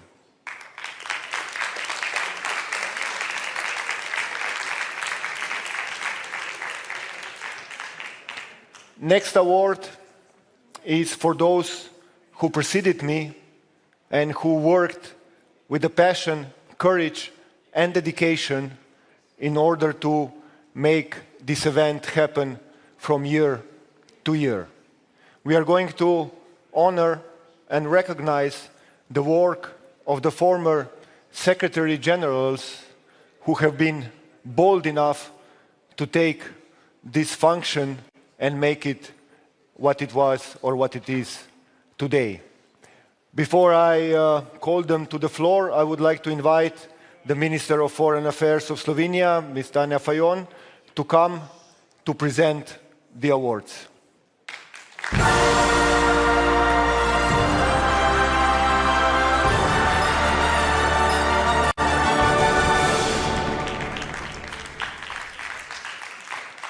And let me call now the first Secretary General of the Bled Strategic Forum. It was in 2006.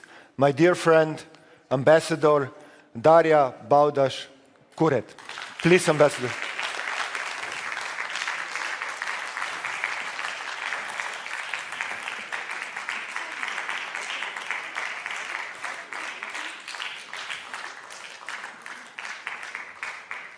Next one, I would like to call Ambassador Melita Gabric, who ran the forum, I think it was in 2009. State Secretary, please.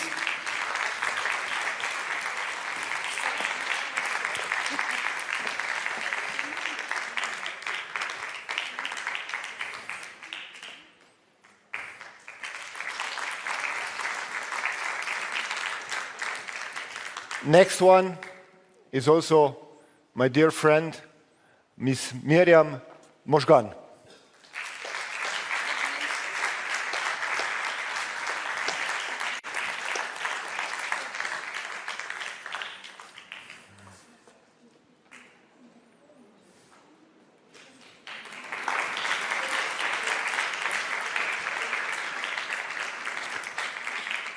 And last but not least, my predecessor, Ambassador Alan Brian Bergant.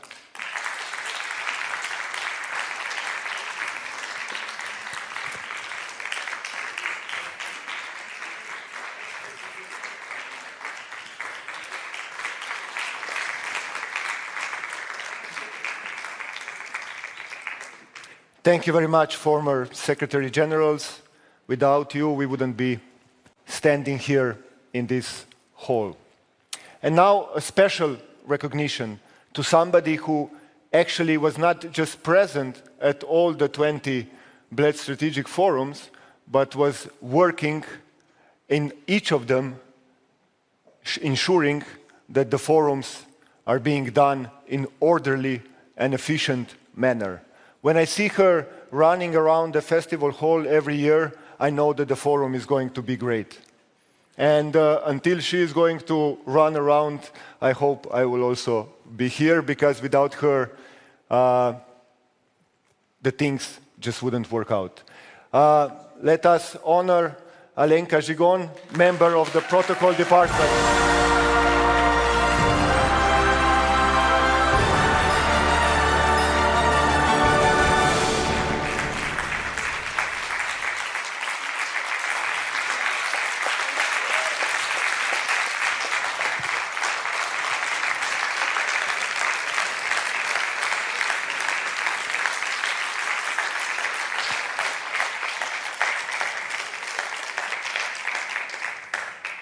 She always says, Peter, we are going to make it, and I'm always saying, well, I'm not so sure, but let's try really hard.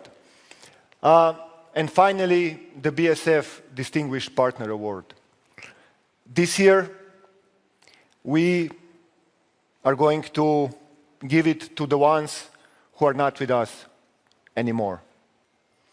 We are going to recognize the work, the suffering, and the tragedies that are happening to the journalists who have been killed in the war zones around the world. Especially, we are looking now at the atrocities which are happening in Gaza, where I think since the beginning of the year, 62 journalists have been killed. Journalism, therefore, is not just a profession, but a pillar of democracy and freedom. Free and independent reporting enables transparency, civic participation, and informed decision-making. The tragic loss of journalists underscores both the high cost of press freedom and the urgent need to protect it. The BSF Distinguished Partner Award is going to be accepted by Maja Sever, President of the European Federation of Journalists, who is going to give you a video address. Please.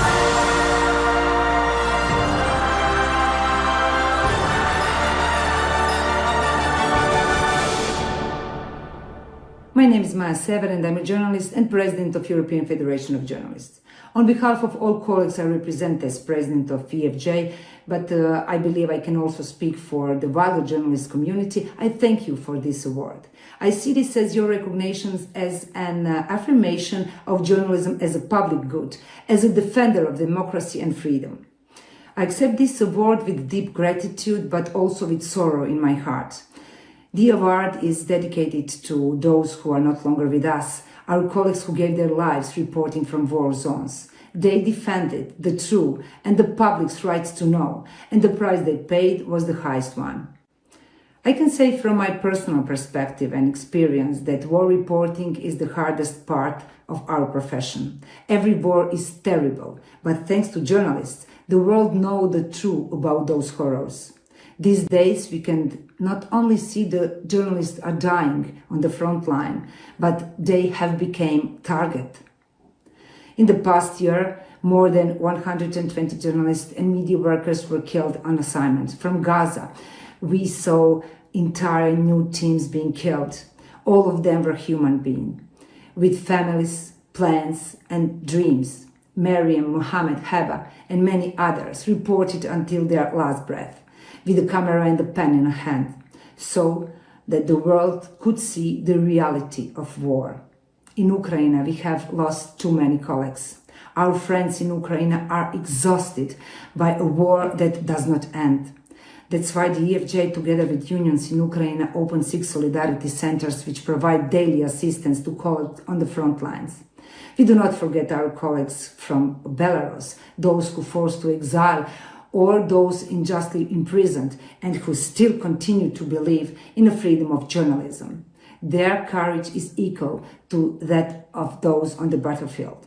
Sadly, the work of our colleagues in Serbia today also look like reporting from war zone. In that country, right on the border of the European Union, journalists go on assignment wearing helmets. In this war on the streets, journalists are the first to be attacked, and we must not turn our heads away. This award is recognition of all the brave people who are not afraid to risk their lives so that you can know the truth. We accept it in their name and we dedicate it to them. Thank you for not forgetting our colleagues. Thank you for standing with us in the fight to ensure that journalism against all odds survive.